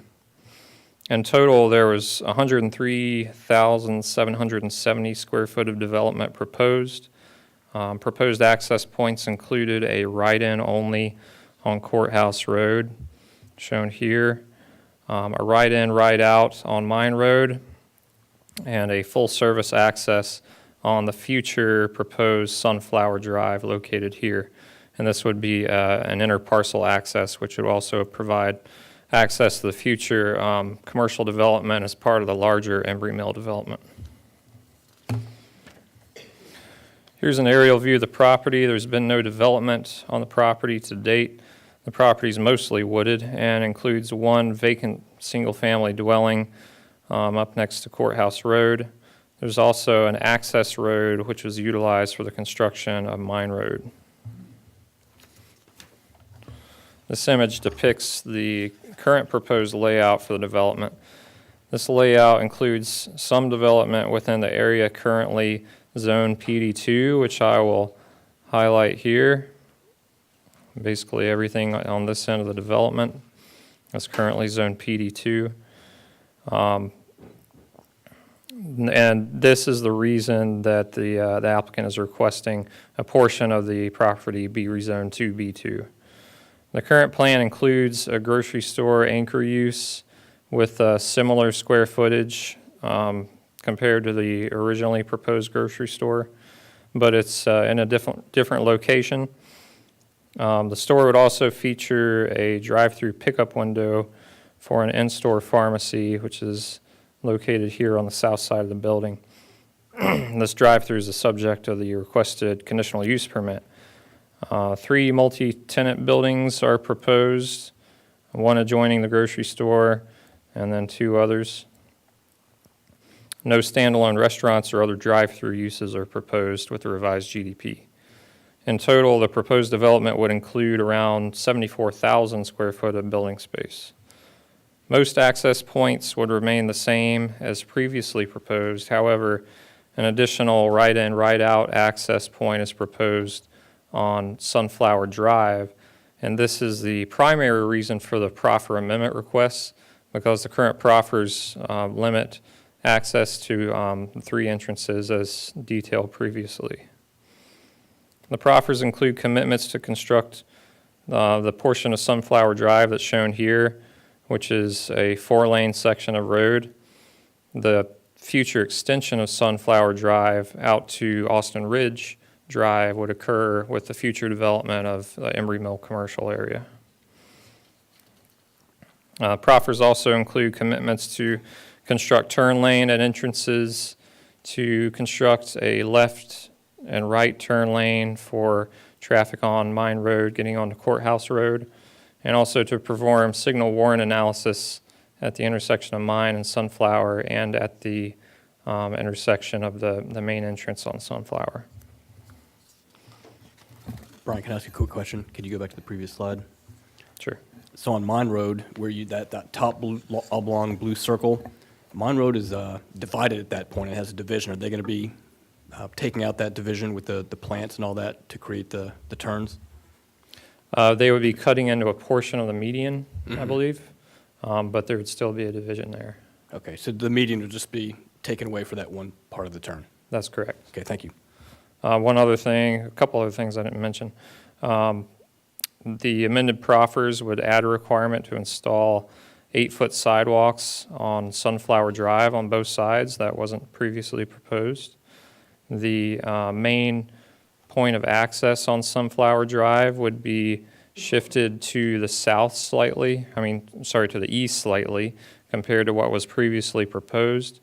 And this is to allow space for a 50-foot buffer, which is required in the PD2 zoning district. The district requires a 50-foot buffer around the entire district, so that would allow space for that.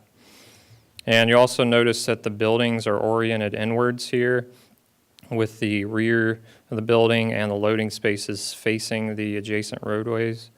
And the applicant is proposing some dense landscaping in this area to help screen the rear of these buildings from the road. And the proffers, I should note, would still allow flexibility in the uses located at the site and the layout of the site. However, a site plan for this particular layout has been submitted and is currently under review. The applicant has indicated there's some urgency with the proposed development plan, which is why they have proceeded with site plan review concurrently with the requested reclassification and CUP. And also, there are no development plans for the residual pieces of this parcel, which are on the opposite side of Mine Road and Sunflower Drive. Hey, Brian, while you have that up. Yes, sir. I'm a little confused about traffic movement. If I'm in the courthouse and I want to go to that grocery store, courthouse would be at the bottom of the screen somewhere, and I would be coming up. Yeah, I would be coming up Courthouse Road and could turn into the parking area and go to the grocery store. That's correct. How would I get back onto Courthouse Road to go? I'm saying south. I don't know if the East or west. okay, Right. whichever direction is down on this drawing. How would I get back on there? You can't. The driveway on Sunflower is right in, right out only. So I couldn't turn left and get up to Mine Road. The exit just to the, above the supermarket has a median strip there, so I couldn't turn left onto Mine Road there. What would be my option to get back onto Courthouse Drive and come down? Really, the only option here is to exit out the main side entrance on Sunflower. Okay, so I'd have to Left come on all the way Sunflower down Drive, yes, and And then come all the way back left up? on Mine, yes. And, wow. Now, that could change in the future with the development of the other area in Embry Mill. There could be additional access points on the east side here, which would allow easier flow out for westbound Courthouse Road. There could be some entrances there that would allow exiting out to Courthouse. Or for eastbound, once this connection is completed, it'd probably be a lot easier to continue on, take a right on Sunflower, or a right out on one of these other access points and go down to Austin Ridge Drive and take a right and then a left on Courthouse. Okay, yeah, I'm not familiar with the area, so I don't know how they're all going to connect. Brian, didn't you say that we're going to be cutting part of that median so they could use that top entrance and exit to? Isn't that a right in, right out right there? This is a right in, right out. Right. correct. So Oh, they it wouldn't is, be making- okay. They wouldn't So make they're a not left cutting in there the anyway. median. No, it's a right in, right out. All right, thank you. This is a closer look at the drive-through facility located at the south side of the supermarket. So access to this would most likely be from the front of the building where vehicles would turn in either along the front, or if they're coming off Courthouse Road, they could take a left into here, and then they would come down and do a U-turn into the drive-through. The drive-through would include a dedicated bypass lane, and it would have to have 150 feet of stacking as required by code. Also, it's possible that the vehicles could enter from the rear of the building when they turn off of Mine Road into the property. The comprehensive plan designates this property within the courthouse planning area and targeted residential growth area. The more detailed land use plan for the courthouse planning area designates the property mostly within the mixed-use commercial residential land use shown in purple here. A small portion is within the residential land use shown in yellow. Staff finds the proposal is consistent with the comp plan recommendations and policies and would be compatible with adjacent planned uses. For transportation, traffic impact analysis was not provided or required for this application because the proposed development would result in reduced vehicle trips. The previously proposed development, consisting of 103,000 square feet, included an estimated 12,156 vehicles per day, 655 in the AM peak hour, about 1,000 in the PM peak hour. The current proposed development would be 74,000 square feet roughly, with an estimated volume of 9,000 per day, 546 in the AM, 886 in the PM. As for the design, new architectural renderings have been provided. The proposed proffers and CUP conditions would require general conformance with the renderings shown here. This top one is of the supermarket with the drive-through facility shown on the left, and the bottom one is an example of one of the multi-tenant buildings. These renderings are consistent with the county's neighborhood design standards. And here's another rendering of the grocery store and drive-through facility. The proposed proffer revisions include revisions to revise the area to which the proffers would apply to include the small PD2 to B2 rezoning area, to permit an additional point of access on Sunflower Drive, the right-in, right-out access, would require the construction of an 8-foot width sidewalk along Sunflower Drive, and just more housekeeping items, clarifying certain requirements and removing proffers which have already been satisfied. The CUP conditions would allow for one single-lane drive-through with a bypass lane required, and would require that the canopy styles and materials be consistent with the renderings. Staff finds the positives, or this is consistent with the land use recommendations in the comp plan, consistent with established development patterns. Architectural treatment is consistent with the neighborhood design standards plan, and proposed proffers and CUP conditions would help mitigate impacts, and no negative aspects are noted. Finally, we are recommending approval of both the reclassification application and the conditional use permit application pursuant to Ordinance 01850 and Resolution R18306. And I'll take any questions. Thank you, Mr. Gooch. Any questions from the commission? No questions? That's a first. All right, thank you. Would the applicant like to come and address the commission? Yes, please.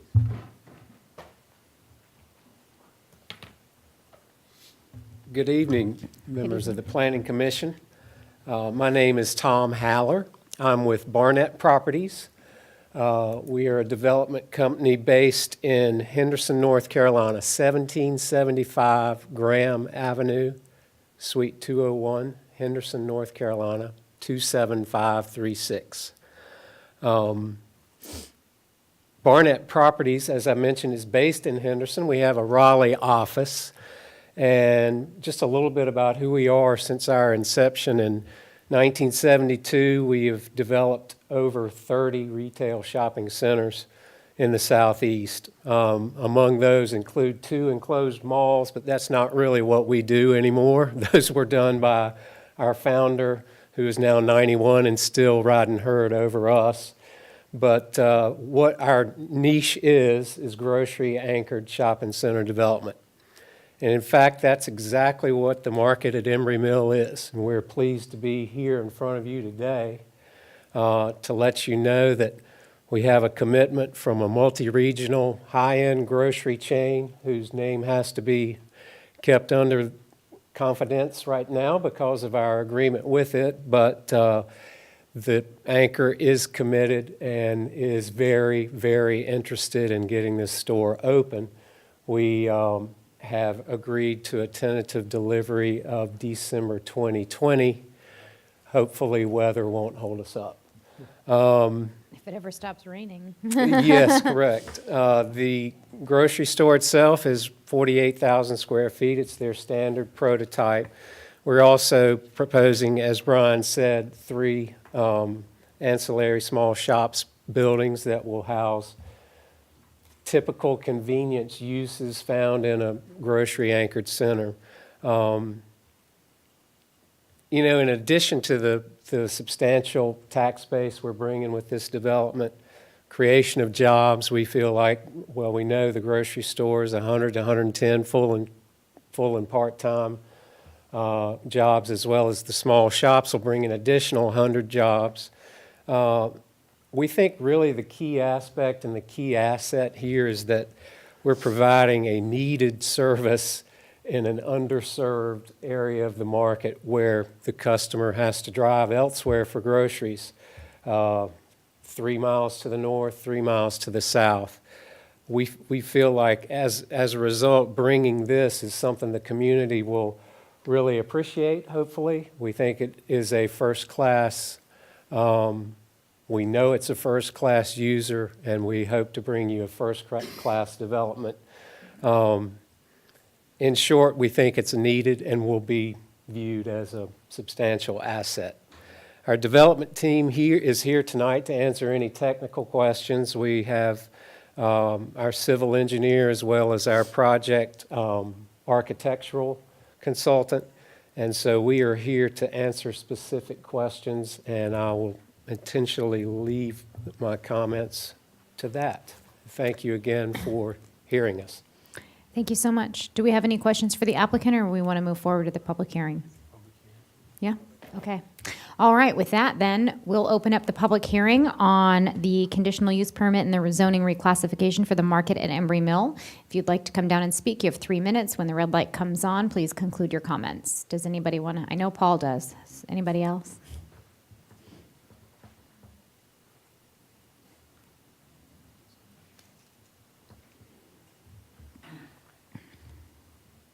Dressed up as the true Grinch this time. Welcome. Paul Waldowski, 8 Picket Lane. This project is in the gerrymandered Garrisonville District, citizens. Be aware if you get a contract with Lidl and Target, they'll deliver to senior citizens like me. Now, I know you don't want to give away what the grocery store is, but if it's not Wegmans, then this should be denied. Because is obviously a failure. Giant has remodeled. Shoppers gives military discounts on Mondays. Target I already covered. And Walmart has pickups. Just so you know, I'm a New Yorker. I'm not from the Commonwealth of Virginia, but I do call North Carolina Baja Virginia. That's Lower Virginia. No offense, of course. CUPs are favoritism. I do not believe you should be favored. I don't really care that staff says that this is in the comp plan. The comp plan is out of date. The divergent diamond comes right through 630. And any kind of development in Embry Mill If you can't go 3 miles, then get Lidl to deliver it for you, or get Target. It's real simple. 3 miles is nothing. So what you're proposing, welcome to Stafford County, 128,961 is the 2010 population. I love when all you applicants come up and you tell me that you think it's needed. You know, thinking is a great thing, but you're subjective. I know it's not needed. I've been an activist for 25 years. I know the development that's in here. And that's why you saw on the map the PD2. They ripped down the land, killed my cicadas. I'm the chairman of the 2030 cicadas in Stafford County, if you didn't know that. I'm the selected chairman. You know, they get in a back room just like they do for the Board of Supervisors. That's how we get one every year. I don't know what happens with the planning commissioner, but just thought I'd bring that up. Drive-through, just amazing. They're no good. They create U-turns. U-turns are creating aspect. And for those of you on the planning commission don't know about Courthouse Road, it's a state road, 630. It goes east and west. It is overcrowded with traffic. And even when I come here, like I told you when I first started, I followed one of the sheriff's animal control vehicles, and I got here just barely in time. Thank you, Mr. Waldowski. Would anyone else like to come? Okay, seeing none, we'll close the public hearing. Would the applicant like to respond or speak again? Okay. Any other questions from the commission? Mr. Bain, go ahead. Who's your question to? Well, Is it staff or the applicant? Possibly Brian, then. Okay. I suspect he knows the answer at least. Okay. So, I'm just curious, Sunflower Drive, as far as it's associated with this development, will only go to that second driveway where the two remote stores are? So it won't go all the way to Austin Ridge Drive as part of this development? Not as part of this development, Okay. correct. All right. I just wanted to clarify. Madam that. Chair, Thank you. I have one quick question. Sure, Mr. Randall? Brian, do you know how many parking spots were included in their site plan? I don't know off the top of my head. Okay. I'd have to look at the GDP. When was the site plan submitted? It's probably a couple months ago. So before October 31st? Yeah, I think the new standards will apply. Will apply? If it's not, if we don't change, if we don't grandfather. Well, I that was believe they my do. second question, was to see whether or not the new standards for dimensions will apply in this case. I believe they do. So do you know when your site Okay. plan was submitted? If you can speak to that, Yeah, that's come on fine. down. I don't want to put Brian on the spot. If you can speak to it. In view of the new parking ordinance, we have, I'll start by saying our anchor is hugely sensitive about their parking field, and they have to have it work. So we took a look at your new ordinance, and we increased the size of our parks. You can see on the site plan they are diagonals as per our anchor's requirement, and we exceed the number. I think we are showing 372, 272? The current GDP for us shows 390. 37, okay. 390. We are, in a nutshell, I don't have my number in front of me, but we exceed the parking requirement by, I think, 2 So spaces. the new requirement's not going to be an issue for you? No. Okay, we wanted to make sure that wouldn't tie up the site plan. Right. That was the whole, I think that was the point of his question. Yes, that's where we That were. happens often.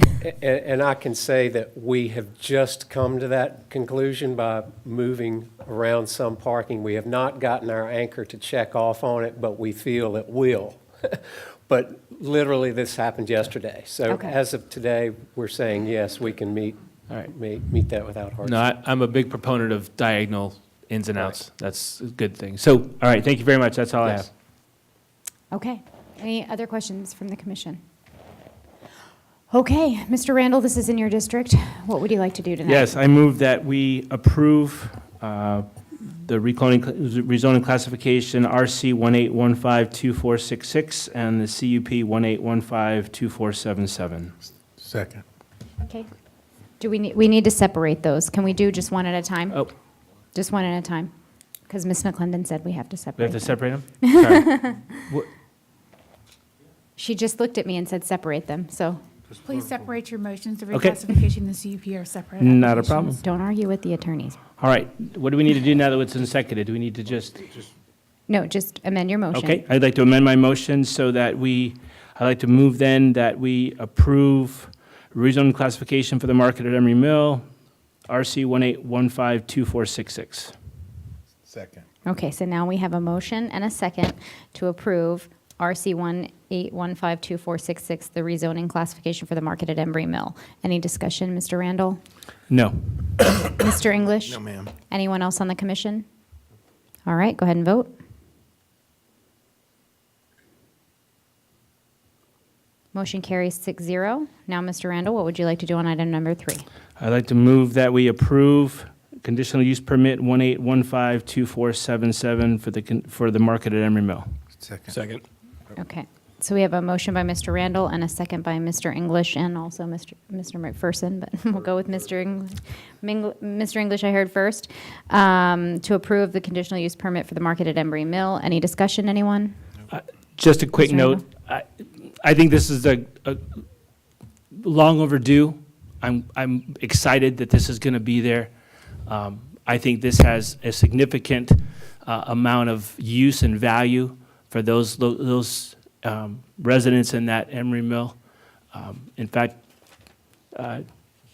depending on the store, you'll get a lot of people coming from a lot more than Emery Mill. So I think this is a good thing. Thank you, Mr. Randall. Anyone else? All right, with that, go ahead and vote.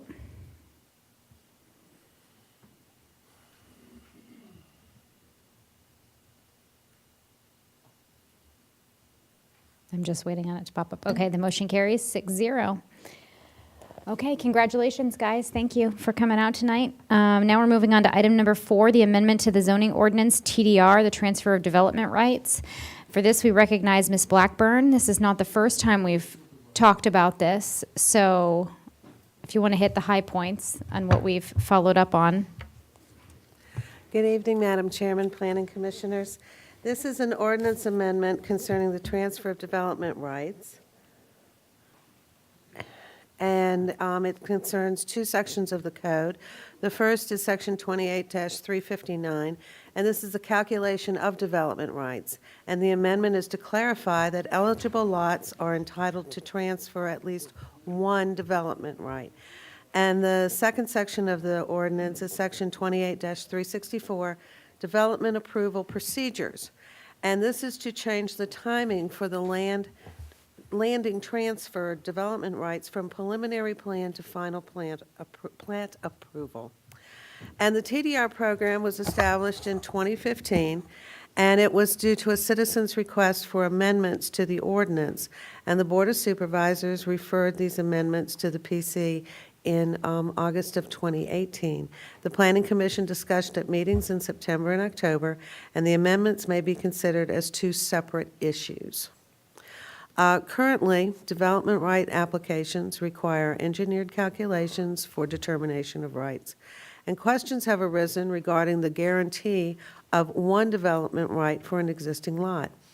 Amendments would clarify 1 right for lots under 5 acres, regardless of steep slopes or hydric soil limitations, which is part of the stipulations within determining that such things. And amendment number 2, currently, development rights may be affixed to property in receiving areas at the time of preliminary plan review. Revising or preliminary plan approval. Revising ordinances would change process to have this occur at the final plat stage. And this will allow contractual owners to have approval of preliminary plans prior to purchase of development rights. And this is a map of the sending and receiving areas. And the receiving area is outlined in red, and the sending area is outlined in black, I think, or is it blue? This shows the sending areas that are allowed to do this, and they are the crosshatched areas. And these are the receiving areas, and you can see the legend down there saying where the receiving areas are and what properties are ineligible to receive some stuff. And this is the approved TDR application parcels, and these are mostly in the Crow's Nest Harbor parcels. And as you can see, it says 61 parcels remaining, which are white, and 10 parcels may contain 1 acre of land of usable area. And all applications to date are 297 parcels consisting of 1,048 acres with 501 development rights. And most of these, as you can see by the numbers, are in the Crow's Nest Harbor area.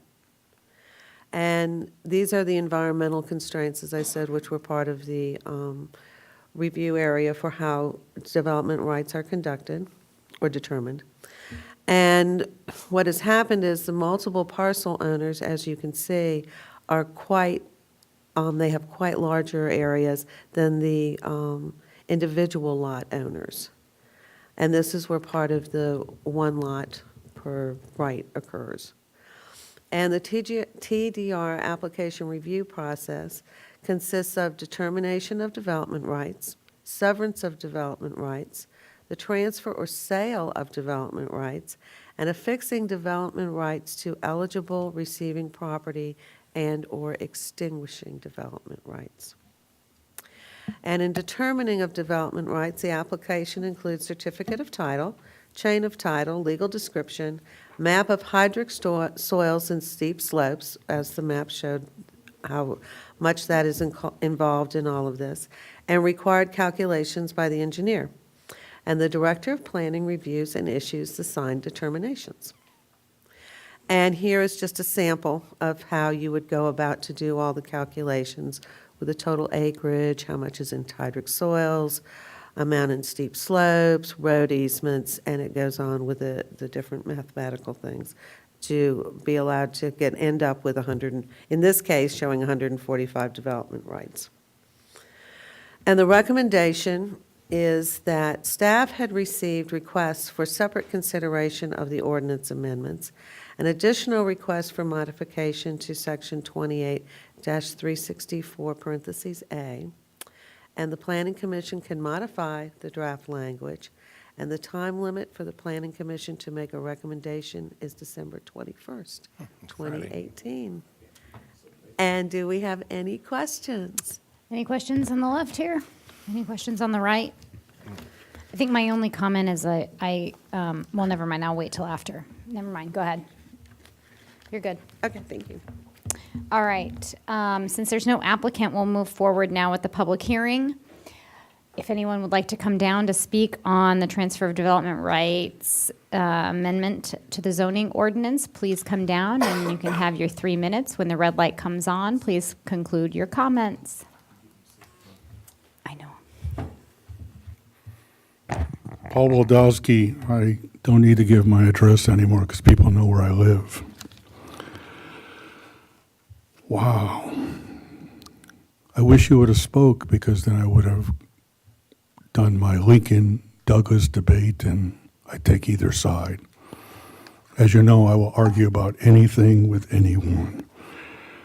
I wish I would have looked at my notes. I used to have an acronym for TDRs, because I did a speech, I think, in 2015. And when I researched TDRs in the United States, they were designed in New York City, and that's how Central Park came about. And the Crow's Nest is just people with parcels there. Let's be honest, they were just dumb investors. That's just the way it is. So what do they do as a recourse? They come through county government, try to get some kind of amendment, and try to get favoritism so they can cut their losses. And as you can see, a lot of them have done it and run away. The calculations are so complex It's unbelievable how complex they are. I mean, I have an engineering background. And steep slopes and hydric soils, come on. They're all over Virginia. And as you know, I am so anti-development, and I only buy the best property at the best price because I'm like the guy on Shark Tank, you know, Kevin, Mr. Wonderful. I'm out to make money. Thank you, Mr. Waldowski. Would anyone else like to come down?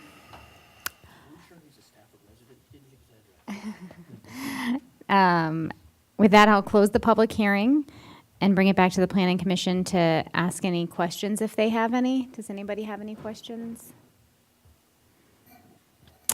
I just have one, and just to solidify, I think it's on the first section. I think it was on one of your very first slides, and it was the section that talked about giving one development right. Essentially, doesn't matter how many hydric soils or deep slopes are on the property. Does that basically mean that if the person who owns the land couldn't have built a house anyway, that now we're giving them one development right? I think Mr. Harvey will be able to Mr. give Harvey. more detail. Madam Chairman, it does not necessarily mean that they couldn't build a house on that property. It just means that they're not eligible for TDR under the way the ordinance is currently written. With normal development, if someone can find a drain field in these rural sending areas, they can pretty much build a house. So if you have some areas where steep slopes exist, you can still find a drain field in that slope area. Some parts of steep slopes are steeper than others, but some of it also depends on the underlying soil that supports it. So there is a possibility that someone could build a house in an area where there's steep slopes. Hydric soils are more problematic because they're typical with high water tables, but there are other types of systems like mound systems that may be able to be accommodated under certain conditions. So it's not a guarantee that a lot that's not eligible for TDR cannot be built on. Okay, thank you. Any other questions? All right. Madam Chairman, I'd like to make a motion to break these into two parts. I'd like to make a motion to break parts 018-34 into two parts. So the first one, I'd like to vote to deny section 28-359B. Second.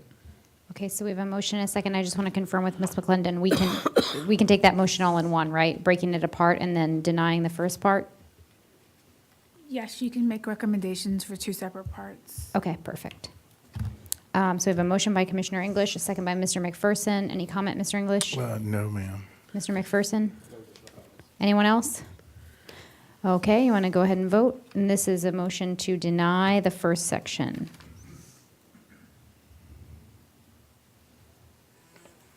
Motion carries 6-0. Madam Chairman, I'd like to make a motion to approve section 28-364-A and B. Second again. Okay. Motion by Commissioner English, second by Commissioner McPherson. Any comment, Commissioner English? No, ma'am. Commissioner McPherson? Anyone else? All right, go ahead and vote. Motion carries 6-0. Okay, moving on to item number 5 on the agenda, which is an amendment to the zoning ordinance for willful revocation of a conditional use permit due to noncompliance. And for this, we recognize Ms. Blackburn again.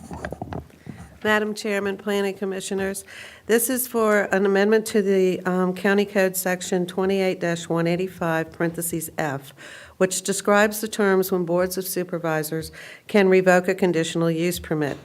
And that provision stipulates that the permit can be revoked for willful noncompliance, and this is noncompliance with the zoning ordinance and any conditions imposed by the board on the conditional use permit.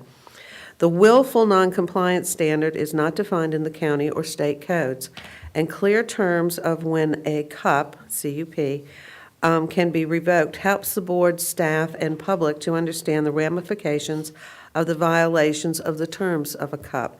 And willful noncompliance is a higher standard than noncompliance. And also, it may be difficult for the board to determine willful noncompliance in cases where property has been leased to multiple tenants over time with varying violations. The term also implies that an understanding of a violator's intent to abate or not abate a violation. An intent is more difficult to determine than observed actions. Now, during the discussion by the board's Community and Economic Development Committee, it was requested that peer counties be surveyed for their practices in revoking special use permits, and that information was included in your packet, and it just listed the peer counties and how they handled the situation in their zoning ordinances. The board voted on this in November to refer it to the Planning Commission for your review and recommendation after conducting a public hearing. And proposed ordinance 01844 removes the term willful from the provisions of revoking a conditional use permit, and by removing such a word, the provisions for revocation are clearer and more understandable by the board, staff, and public, and makes the process more transparent. And staff recommends the Planning Commission vote to forward proposed ordinance 01844 to the board with a recommendation of approval. Thank Do you, have Ms. any Blackburn. questions? Any questions for Ms. Blackburn before we open up the public hearing? No? Okay, great. All right, so now we'll go ahead and open up the public hearing. If you'd like to come down and speak, you have 3 minutes.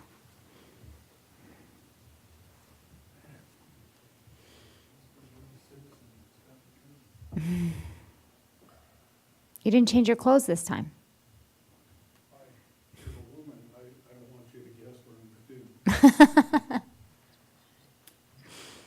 Only my mom could do that, sorry. Paul Waldowski, 8 Pickett Lane. Well, let's start with, it says issue, colon. It should say opportunity, colon. There are no issues, folks. They're just opportunities.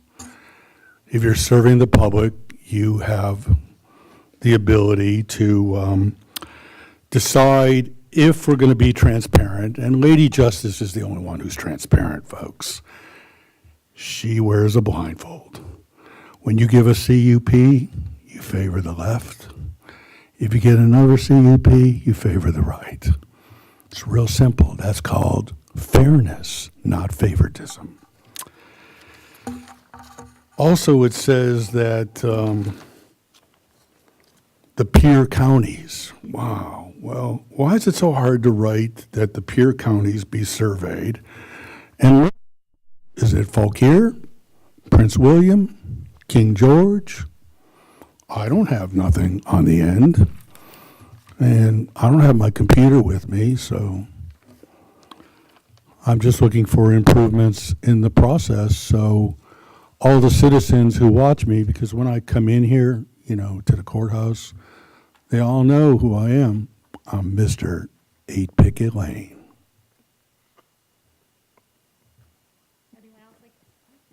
Would anyone else like to come down and address the commission? Okay, seeing no one else, I'll bring it back to the commission. Does anyone have any questions for Ms. Blackburn? Okay, seeing no questions, what would the commission like to do on this item? You turned it off. Madam Chairman, I'd like to go ahead and make a motion to approve Okay, the so amendment. we have a motion to approve I'll second that motion. from Mr. English, a second by Commissioner Randall. Any comment, Commissioner English? No, I think it's good that we try to be more transparent and then make it clear to the citizens and the board. It helps, a good tool for them, so. Commissioner Randall? I have no further comments. Thank Okay. you. Madam And Chairman, now, Mr. Harvey? a point of clarification, was the public hearing closed? Oh, I'm sorry, yes, the public hearing's closed, yes. Thank you. It is now if I didn't close it. All right, any other questions or comments from the commissioners before we vote? None?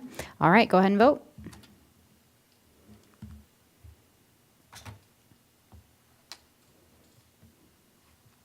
Motion carries 6-0. All right, now we're going to move on to item number 8 on the agenda, which is the Stafford Green, a waiver request for a subdivision ordinance. And for this, we recognize Ms. Leanne.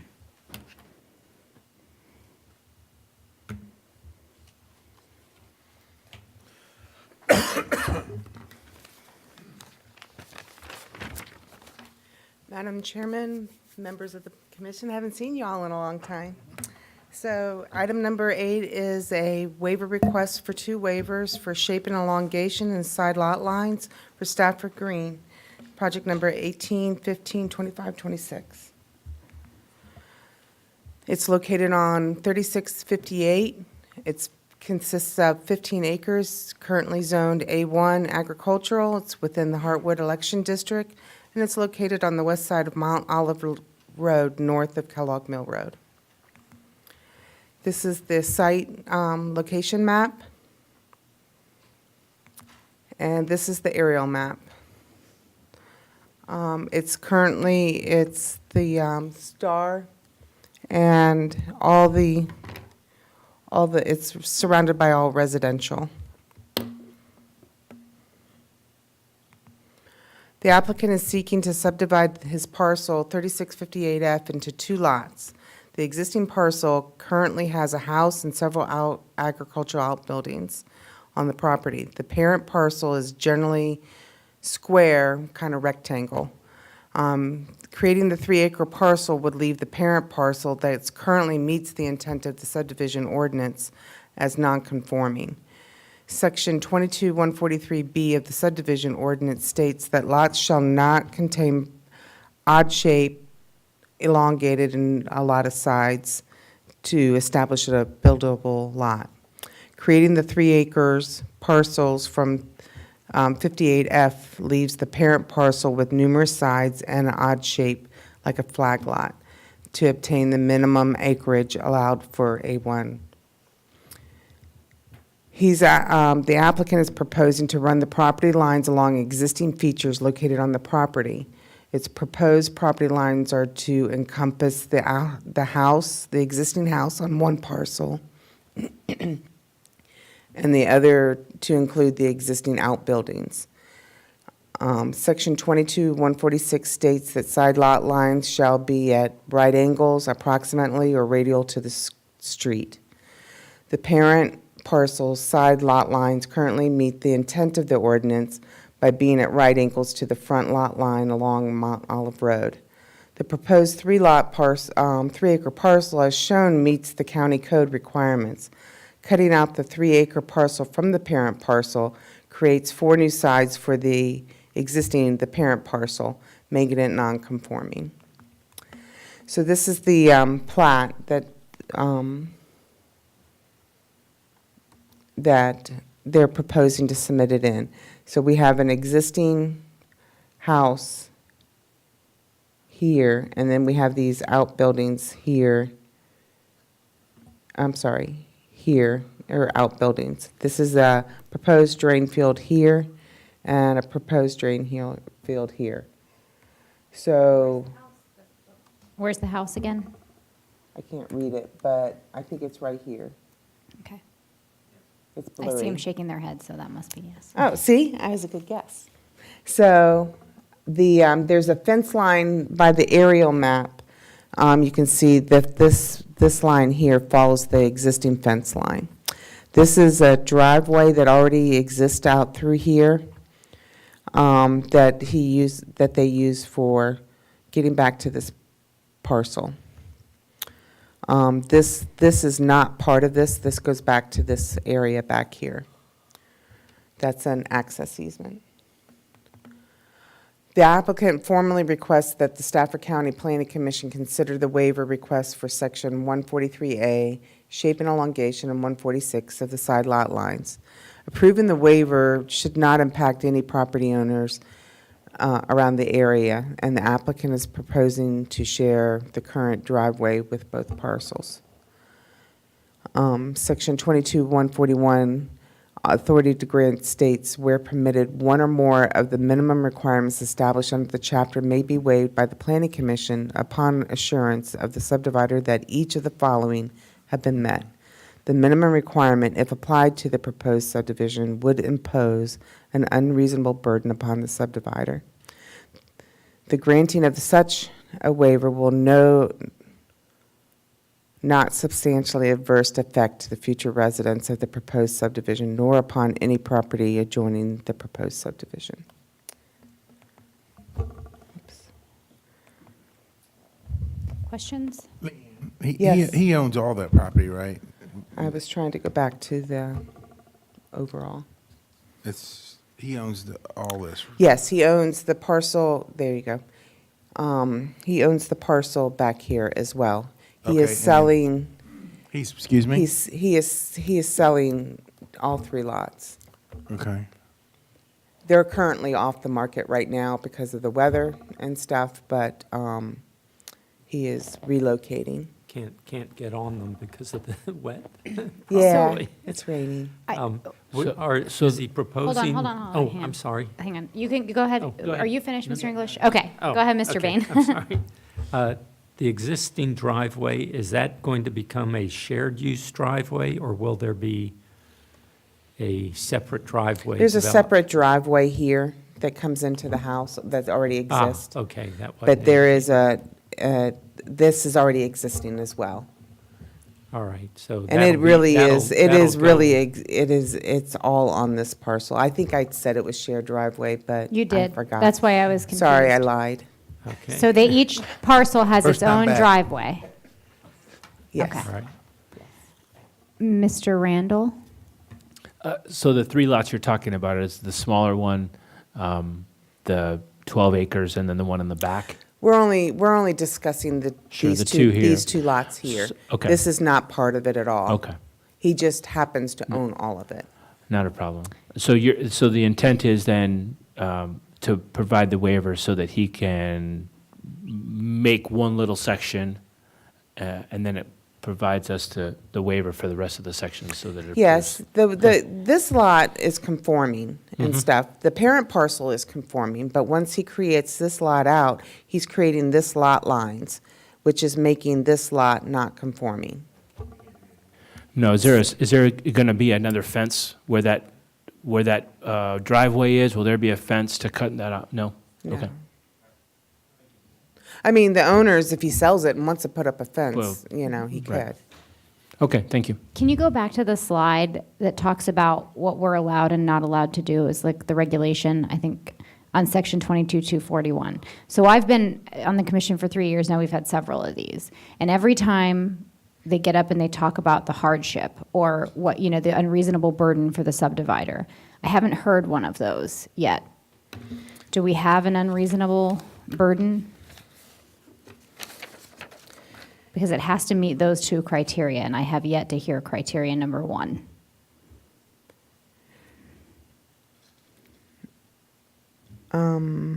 I am not sure.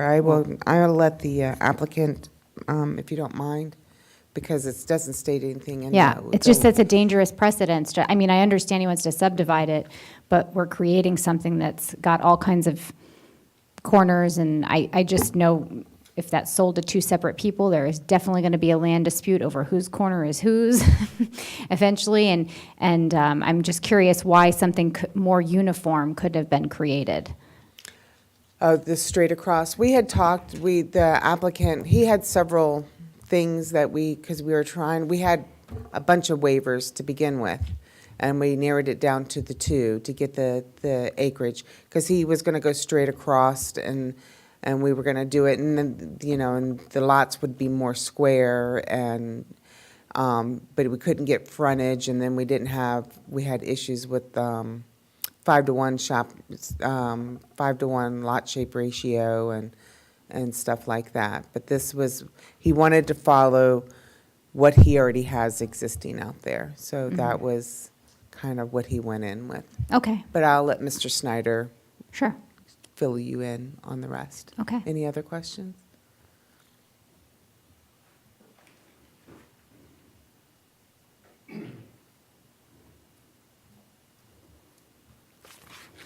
Good evening. John Snyder. I'm the owner of 524 Mount Olive Road as well as 544 Mount Olive Road. We've lived here 36 years, and looking at our golden years now and retirement. You got to see one of the facilities you could move to off Route 17. This is the original subdivision of Stafford Green. It was cut into 8 lots, and this was dated back in 1977. I don't know if you can see this, but the parent parcel here, which is 30.7 acres, is in essence a 30-acre pipe stem from 1977. It has a 60-foot ingress-egress easement, not ingress-egress easement, it is a 60-foot right-of-way back to this parcel. About 20 years ago, this 15-acre parcel became available, so we purchased that. Now, when you drive up this existing driveway, you think all of this belongs to this 30-acre piece. It doesn't. It belongs to this parent 15-acre piece. What I am attempting to do is to cut out the 3-acre piece around the existing house because these barns, et cetera, just appear to be a part of the larger piece. I could have incorporated, I suppose, a boundary line adjustment to take this and make it a part of this 30-acre piece, but then I thought that just gets to be really cumbersome. And in doing that, and I thought, and in discussing it with staff, the easiest way to accomplish this is to just cut out this 3-acre piece. If you came out and looked at the property, you would understand, I believe, what I'm attempting to do. I have no intention of selling 3 individual pieces. The way I was initially marketing it is the 30-acre piece and a 13-acre piece. So it was in essence a 43-acre piece of property, but it was going to be in 2 tracts. I intend to keep the 3-acre piece as a rental property for some additional income in my, quote, retirement years. So is there any questions about my intent? So I hear your intent. I still don't hear the hardship because this. Well, I mean, ma'am, the hardship is if I cut this piece off and make this a conforming parcel, I, in essence now, still have a non-conforming parcel because I have this right-of-way that is a part of this parcel, and then I have to create another driveway for this remaining parcel back here. It just doesn't, in my opinion, logically make sense to do it that way. And I'm trying to follow all of the existing property lines that are there now. I mean, if you look around, there's not that it applies here, but there's a little piece back here and a little piece here. I mean, this is unfortunately something that happened back in 1977, and I feel like that I'm being penalized today for trying to adhere to new county standards for that I just don't think should apply here. Okay, any questions? Not really. There's still really no hardship, but I got it. Okay. So based on what you're saying, so that I understand, if you extend that parcel out more than 3 acres, you're going to be incorporating that driveway, correct? Yes. And then in order to get to the back piece of land, you would then have to, somebody would have to, obviously you, if you wanted to sell it, you couldn't sell it without some way to get back there. You would have to put in a whole new driveway all the way to the back parcel. There's already a driveway. I suppose I But could do that. but if he extends it out to make it conforming, No, that driveway would be it's an incorporated. easement, it goes all the way. Mm-mm. Well, I'm very familiar with it. It goes all the way down. right, but if he extended that parcel out, it would incorporate the driveway into that new parcel. No, because the driveway is separate. Okay.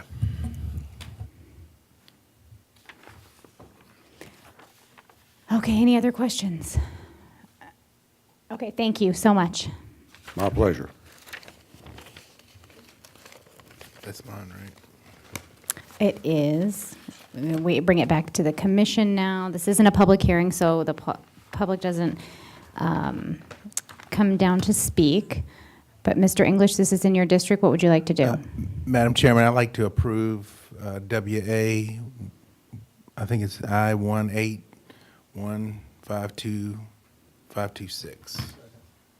Okay, so we have a motion by Commissioner English and a second by Commissioner Boswell to approve the amendment to the zoning ordinance 08, or wait, hold on, the Stafford Green ending in 52526. Any comment, Mr. English? No, ma'am. Mr. Boswell? I think you were the second. No. Anybody else want to comment? Mr. Bain, are you considering commenting?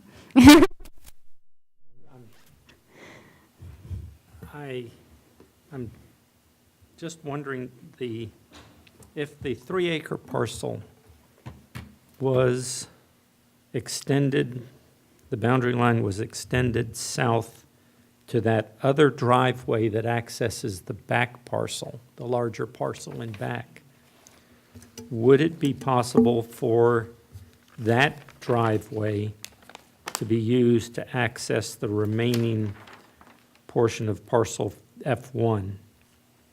I guess that's a question for the applicant. As a way to get around, it's a flag lot adjacent, so I'm not worried about the flag lot portion of it, but I wonder if that would help. Leanne, do you understand what I was trying to do? You want to bring the line. Hold on one second, Ms. You want to McClendon. bring the Hold line. on, hold on. Are we allowed to discuss this since there's a motion and a second? Okay, I just want to make sure. Okay, go ahead. You're asking why he doesn't bring the line all the way across. We We're can't not- see we're what you're not seeing drawing. what- There we go. Oh, Okay, there we go. Exactly. Right? All right. Yes. Well, that was one of our suggestions, and the reason why was because then this driveway would be on all this parcel, and he would need a private access easement No, there's a driveway. to go to here. Well, what There's I'm a second asking- driveway that already goes there. I'm saying that This driveway does not. that driveway on the bottom that That is accesses the not. larger parcel in the That goes back here. Could it, since he owns both parcels, could that driveway then It would touch both parcels. That driveway be- would touch both. provide access to that second, to the F1 parcel? You're saying this driveway here? Yeah, Yes. because it would, I mean, what else does it It's- touch? it's not- What's in between? It goes right by that parcel. It belongs, it's part of, I don't have that overall, but it's part of this parcel. So this parcel comes down Which he here and owns. has, Which he owns. which he owns, but it does not, most of the time when we do private access easements, it goes through a parcel to get to a parcel. But this one is on a different, separate parcel. So, it's You a would just separate give a parcel. deeded access to So that you're drive to hit. Okay, yeah, I just deeded was access to get- clarifying if yeah. that's what you all were asking. Yeah, that's what I was wondering. Could that, the remaining F1 parcel then have access through that? There are solutions, which goes Driveway. to the point that there is no hardship, because there's alternative solutions. So I think we're just trying to get it so he can subdivide it, but Yeah, I'm- also follow the rule of the law and what we're allowed to approve and not approve. But, Right, that's my concern, that it could come back to bite us later. The next person Yeah. that wants to do one and wouldn't have a hardship, if they did what I suggested, would that require a waiver? No. I guess the definition is what's determined to be a hardship. Are we ready now to determine what a hardship is and what it isn't? So the hardship, I guess, would be determined by the applicant, and regardless of what we want to determine it to be, maybe any effort to put an easement there, to put another access into that driveway would be a hardship. We don't know that. So, And typically, a hardship that you guys have seen has been topography or site distance or something of that nature. That's what you're used to seeing, the hardship that, that this doesn't have. Madam Chairman. Mr. Harvey. Commissioner Randall, if I could clarify, the code does not reference a hardship. Hardships are often thought about in terms of variances from the zoning code, but in this case, this is unreasonable burden, that the regulations cause an unreasonable burden on the subdivider. So that'd be up to the commission to determine whether you believe that the code as it stands today creates an unreasonable burden on the subdivider, and that's what warrants the Gotcha. waiver. thank you. I I'm misspoke. I'm Thank you. superimposing those terms because I think hardship is an unreasonable burden. So my apologies, unreasonable burden. No apology necessary, I just wanted to clarify. Yeah. And It's that's- definitely a different interpretation of what I had in mind, so. thank you. Again, here's the reference for the code section for your information. I think we looked at this once on a camping RV park in your district. I think this is prior to you being on the commission, and we had to show where it was a strong unreasonable burden, and that it was basically costing him business because of what we were requiring. Anybody else? Okay, so there's a motion on the floor, just to remind everyone, and a second to approve the amendment, to approve the Stafford Green waiver request. The motion was made by Commissioner English, second by Commissioner Boswell. Anybody else have any additional comments? No? All right, go ahead and vote.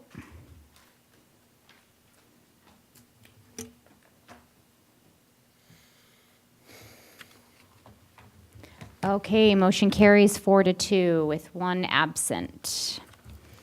All right, moving on to item number 9, preliminary subdivision plan. For this, we also recognize you, Leanne. Thank you.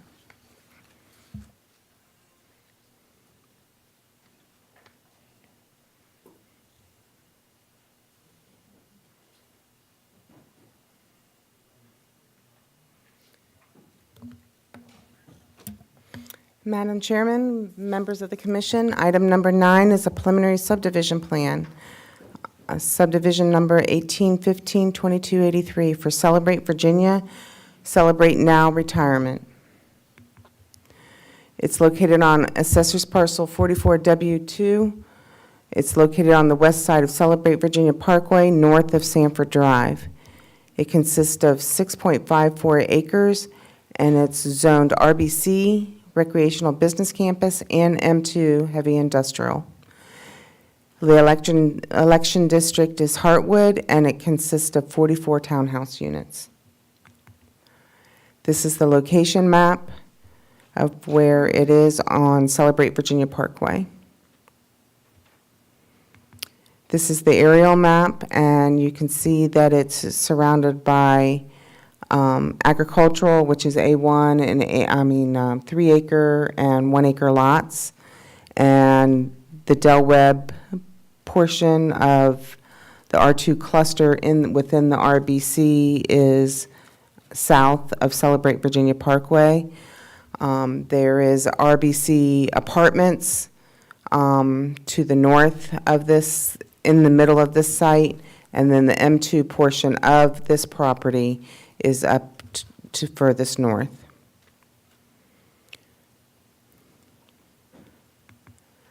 The total site is approximately 17 acres with a density of seven dwelling units per acre. RBC requires a minimum of 25% open space within the site and an overall of 55% for the entire RBC area. The developer is not proposing any development on the site that is currently zoned M2.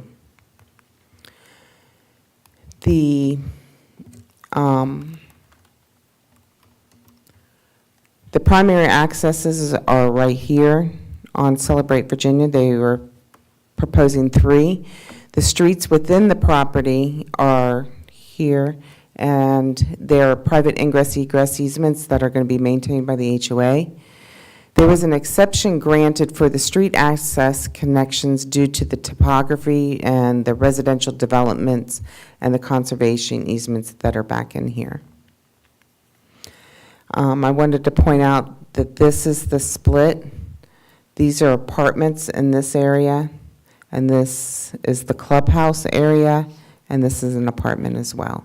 So the townhouse units that we are looking at for this preliminary plan is to the left side of the page.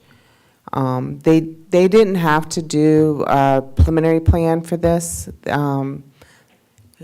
because you have to do 51 lots. It was their choice to come in and vest their property. The property is served by county water and sewer. All the townhouses are to be sprinkled. Again, the clubhouse is at the entrance. There's 6.5 acres of conservation easement to the back of the property.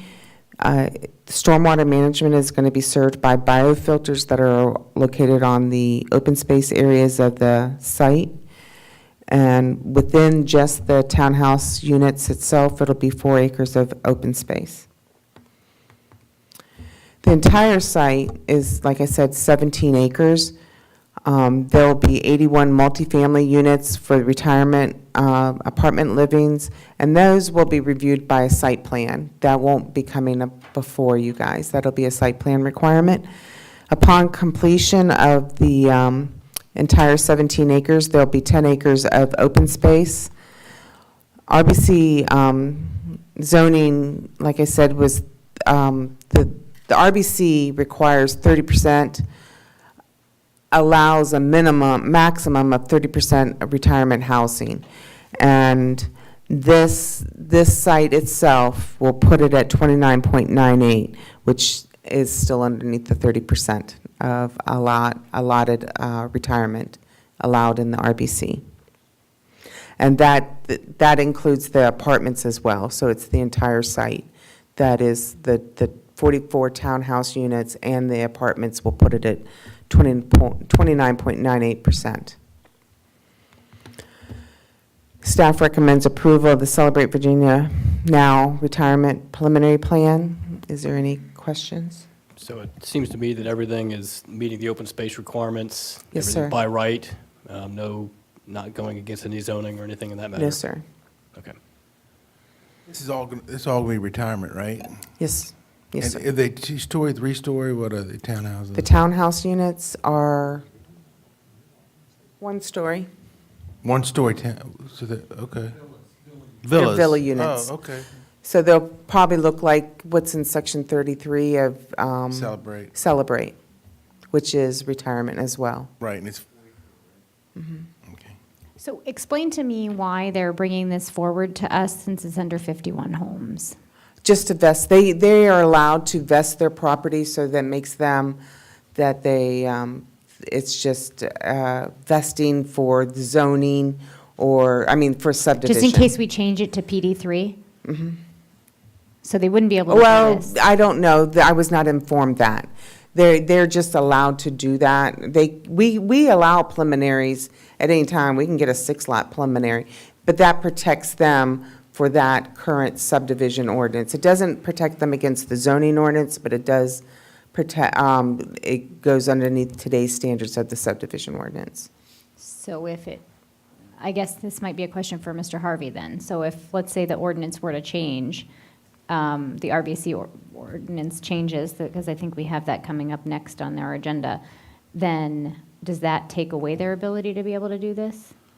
Madam Chairman, as Ms. Ennis is referring to, our local ordinance speaks to vested rights, and there's state code provisions that deal with that as well. So if a developer receives an affirmative governmental act from the county, such as an approval of a preliminary plan by the Planning Commission, and they diligently pursue that plan, they're insulated from changes to the zoning and subdivision ordinance to the effect that it would impact their density or intensity of their project. So if the county was to approve this project tonight and later change the amendments for the RBC zoning category that no longer allowed them to do as many townhomes, they could still proceed with the 44 that it's approved tonight, provided they diligently pursue the project. It protects them against I thought it didn't vest them for zoning. Did I say that wrong? Vested rights are subdivision action, but it also has impacts for zoning in that any change to zoning ordinance that would affect their density or intensity of use would not apply in this particular case because they'd have vested rights. Again, that all is supposition that the owner diligently pursues the development because these plans are only good for a certain period of time based on our local ordinance and state code. So if the property sits around for 10 years, they may lose their vested rights. Okay, thank you. Mr. If I Van. could, Leanne, looking at the site plan, the only driveway that would allow them to leave the development and go north towards 17 is that northernmost driveway.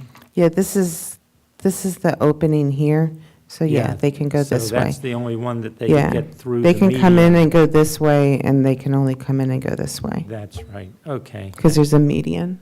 So basically, all of the traffic's going to be using that first driveway because at least for another 5 to 6 years, there's nothing to the south for them to go to. No, sir. So it's, okay. If you could just remind me, please, the portion to the right-hand side that's already developed, that's all residential, right? There's no business in there? This is M2 over in here, but it's vacant. No, I'm talking north of the road there, what's already developed. Up here? Nope. You know the little football-shaped development area there on the right-hand side? I think it's all a couple apartment complexes. Yeah, not the new 44, but just to the right of those 44. There's proposed. apartments up in here, up in the, it's on the, let me go back. These are apartments right in here. Okay. So all this RBC is currently just going to residential? Yes, sir. Okay, thank you. So I wanted to clarify. Yes. Any other questions? Mr. English? No, I'm just ready for call for question on it. Okay, thank you. All right, we'll bring it back to the commission here. What do we want to do? I think, Daryl, this might be in your district. It is. Since everything tonight is in your district. I make a motion to go ahead and approve SUB 181-52283. Okay, we have a motion and a second. Mr. English, any comment? No, ma'am. Mr. Boswell? No, ma'am. Anyone else? Mr. McPherson, you look like you might want to say something. No. Okay, all right. Okay. I'll just make a quick comment in the interest of time because I know it's getting late. I think this is sort of an unintended consequence of rezoning the RBC and all the adjacent land to it. And since it's under the 50 threshold, I mean, they're bringing it to us, but it doesn't seem like there's really much we can do about it, quite frankly. So I'm going to begrudgingly vote for it. But begrudgingly. All right, go ahead, everybody.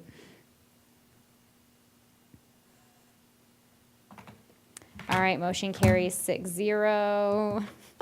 Moving on backwards in the agenda to the unfinished business, to item number 6, the amendment to the zoning ordinance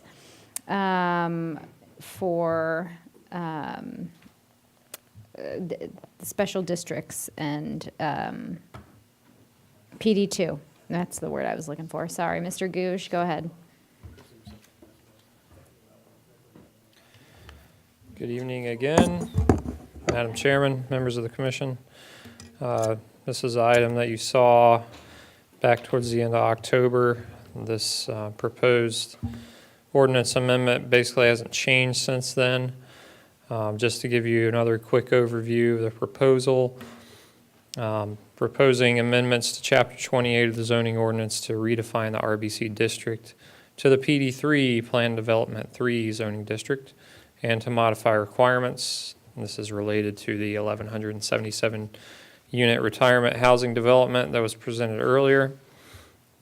To summarize the request, the applicant has only requested that the percent of retirement housing be increased from 30% to 45%, and they've also requested that farm wineries and agritourism uses be permitted in the district. However, staff felt that it was appropriate to consider other more comprehensive amendments with this, with the applicant's requests. And we're proposing that it be appropriate to redefine the RBC district to the Plan Development 3 district and change around the ordinance so that the current RBC regulations are located alongside the PD1 and PD2 regulations. And also, as we discussed earlier, we need to clarify how open space is calculated for this district. There's, as you saw, there's been some confusion as to what can count towards district open space and what can't. So we're proposing a number of clarifications so that there would be no question in the future as what can count towards that. And we're also proposing to further increase the percentage of retirement housing to 47 because as with the Celebrate Now development, which consists of about 1.5% of the district acreage, the total land area dedicated for retirement housing with the proposed 1,177 unit development would be around 46.5% of the district. We're also proposing to remove uses which we see as incompatible with residential uses, including some industrial and higher intensity commercial uses. And we're proposing to remove uses that are listed unnecessarily. In particular, a lot of the residential uses that are listed in there are not really necessary. They're covered under more general terms. And remove regulations which would no longer apply. And also to remove performance standards which are already regulated by other sections of the code. And finally, we are proposing to require that any change to the preliminary concept plan be acted on by the Planning Commission. For example, with this proposed development you just heard, Celebrate Now, they had a minor change to the concept plan, which wasn't required to be heard by the Planning Commission per the current regulations. However, with this proposed ordinance amendment, any of those changes would have to come before you for approval. And finally, staff recommends authorizing a public hearing for this item. The board did grant an extension to the time limit for PCE to make a recommendation to March 17th, and the Planning Commission can modify the draft ordinance as they see fit. I'll take any questions. Any questions? I have Yeah. a couple of Okay, go questions. ahead. Can you go back to your proposed amendments right there? Where does the 35% open space, is that currently what we have for PD3, or is that, are we generating that as a new open space percentage? PD3 would be a created district, so it doesn't currently exist. It wouldn't be a modified district. So it would be redefining the RBC to a PD3. PD1 and PD2, I believe, require 25% open space common areas, so that would be what we think of as going towards the 55% for RBC.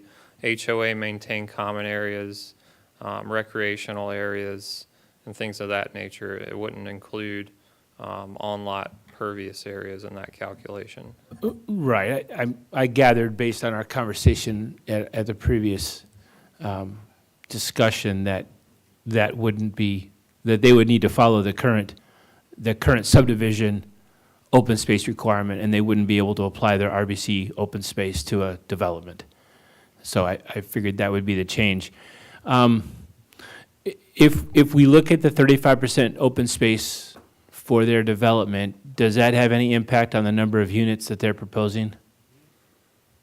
Well, as far as it further restricting or allowing units? Yes. That in and itself wouldn't allow additional units. There are other restrictions in place that restrict the units. The principal one for retirement housing is that it's currently limited 30% of the district land. As proposed, it would be 47, which if they went through with the proposed development would build out all that area. So they wouldn't have the option of constructing more retirement housing developments without an additional Right, ordinance well, amendment. they've already proffered those. I guess my question is, if we take that 35% open and we make it 50%, for example, Right.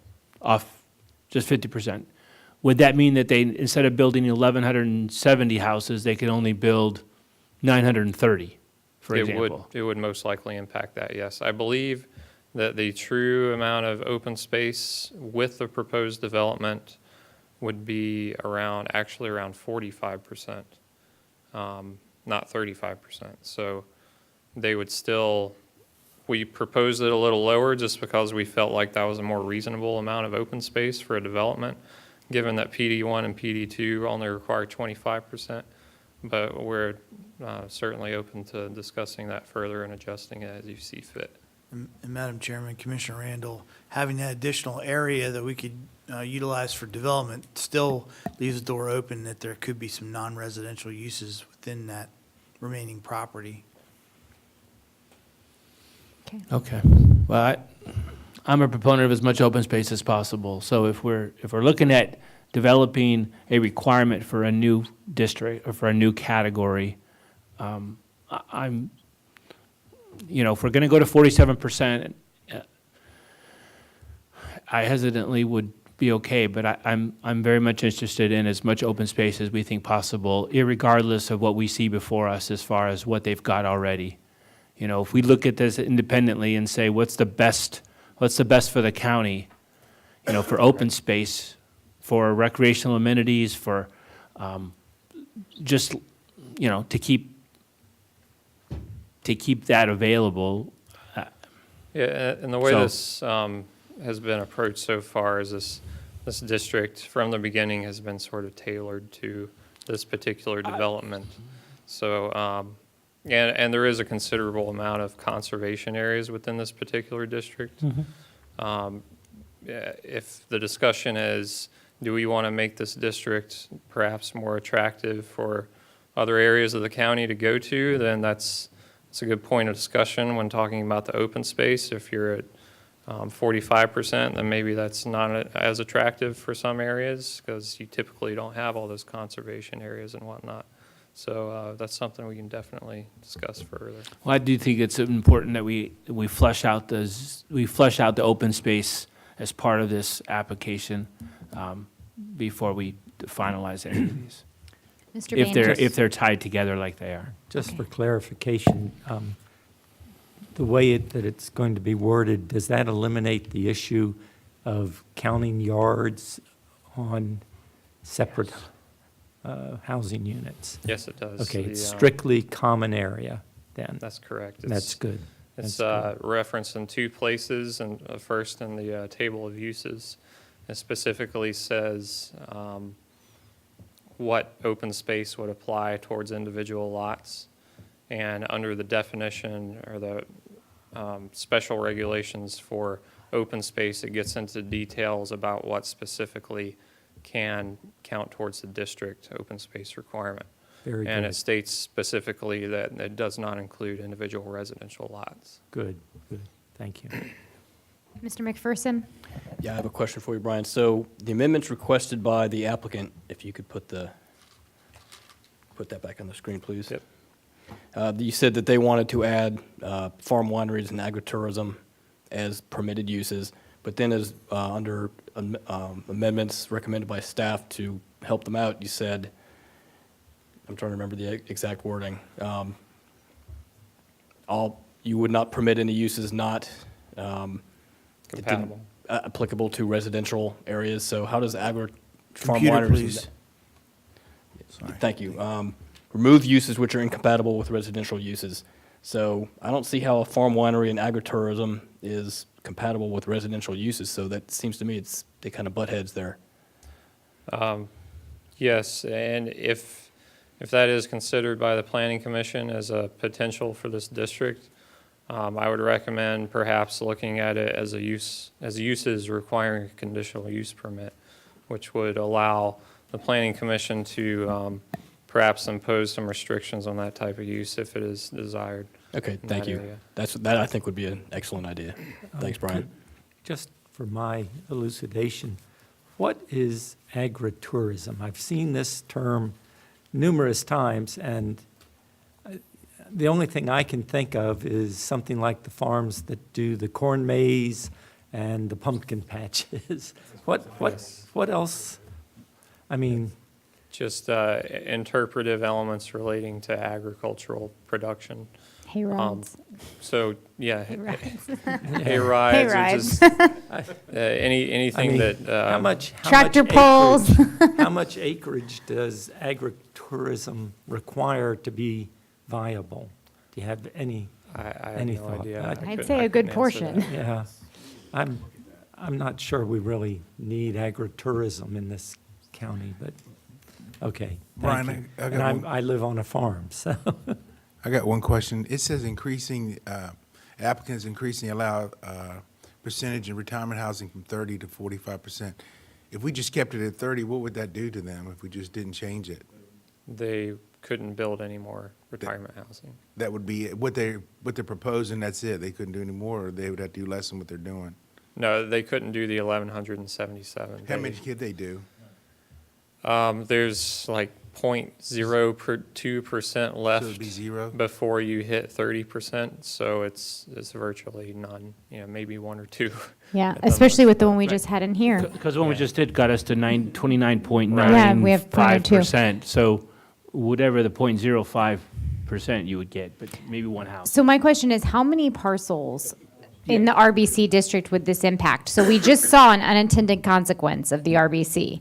They were not part of it. Like, it was not part of the Silver Company's whole retirement housing, and they ended up walking away with a complete rezoning, essentially, 44 houses approved, no public hearings or anything. So how many other parcels are there that this change will now impact, increasing the percentage of retirement? Do they have more property they can then come back and get additional retirement housing approved on? They could always request that. There are 2 or 3 parcels within the RBC that are still undeveloped. So this would more so impact those areas in terms of what they need to do to meet the open space requirements. But if they wanted additional retirement beyond the 1,177 they're proposing, they would have to come back again for another ordinance amendment to increase that further. I don't know if that answered your question or not. Kind of. I was just looking more for the undeveloped parcels that aren't owned by Silver, like the one that just came before us, that Yes. ended up getting retirement housing. So how many of those are there that could essentially come in and apply, and they'd be competing against Silver for that, technically? There's a couple parcels that I think are not owned by Silver. And are you saying if they came in with a residential proposal and tried to, Just like the one right now that was just here. like, try to get approval before the requested approval? Or Yeah. Any changes we make are going to apply to any Yeah, any future parcel, PD3, yeah. no matter who owns it, ever. It's not just the Silver, it's everything moving So forward. it's all that land in the RBC. So It- Silver owns a lot of it, but there are other parcels just like the one that was just here for the 44 houses. So how many more parcels does this technically impact? Because right now, they're saying they got theirs because they were allowed to do up to 30% residential or retirement housing, because the RBC allows up to 30%. If we increase it to 47%, then other parcels should technically also be able to qualify. Well, if you increase it to 47%, it would be part of the, it would be concurrent with the requested proffer amendment. Right. Which would approve this particular development. And also, if you approve the ordinance amendments as proposed, any future change to land use pods, so if one of those undeveloped properties, the owner came in and wanted to do retirement housing, they would have to change their preliminary concept plan to do that, and they would have to come before the planning commission. And we would have to get that increase the approved. ordinance, right? We'd have to change the ordinance again, because it You would be would. higher than 47%. That's correct. Right. Okay. So 47, so what, the 1,170 houses gets us to 45, 46%. So what we're saying is that in that whole area, there's no more retirement houses unless we raise it again. Right. So that's my point, is that, you know, We just did the last one. yeah, we just did the last one. You just did it to 29.98%. You're going to make this change so we can put 1,170 houses in it, and then there won't be any more. There are no more retirement homes in that area unless they come back and we change the ordinance again. And so, Okay. I guess to my point, I'm not ready to to say whether I'm for or against it, but I think to change an ordinance for the benefit of one person and one person only, I think sets a bad precedent. You know, maybe we say 1,170 is way too many. Maybe we'll give you 600. We're going to raise it to 45, but now it allows other developers who want to come in and do the same thing to get to that 45%. So I don't say, well, you get to 45, and then the next person says, well, you did it for them, why can't you do it for us?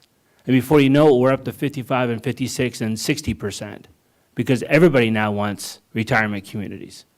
So if 47 is it, and we're done with 40, and the 47 is where we're ready to draw the line, then we may have to say, okay, you get your 10%, somebody else gets another 10%, you don't get all 20.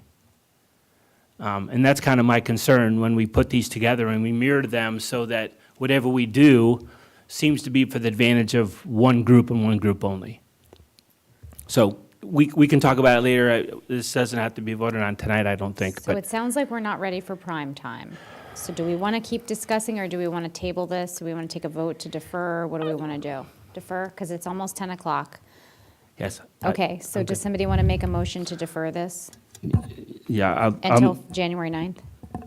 Yes. I'll make a motion. We're on number 7, correct? Yeah. 6, I'm sorry. I make a motion that we defer the proposed ordinance changes until our meeting on January 9th. Okay. Second. All right, so we have a motion by Commissioner Randall, second by Mr. Commissioner McPherson. Any discussion, Mr. Randall? No, thank you. McPherson? Anyone else?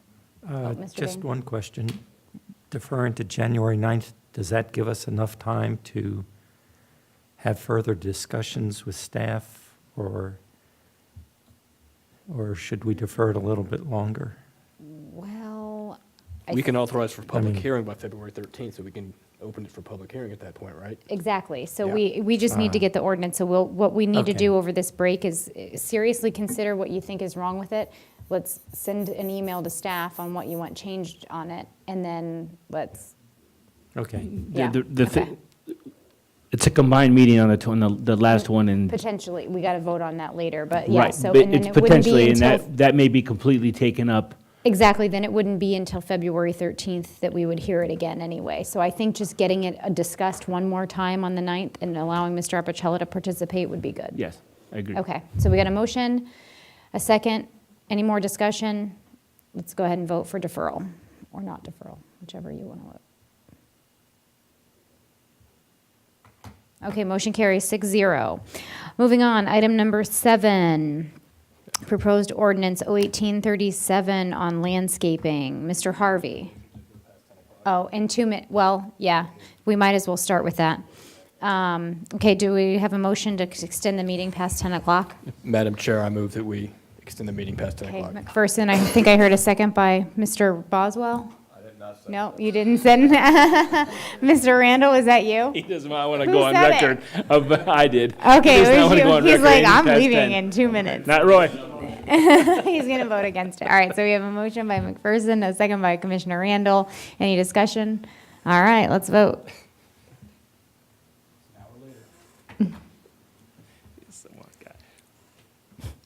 Motion carries 6-0.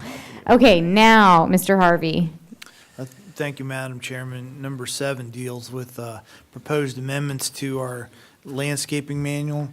As you may recall, the commission asked the Board of Supervisors for additional time to make adjustments to the landscaping manual because the board, when it referred the matter to the commission, asked that concepts of xeriscaping and land conservation areas be incorporated into the manual document itself.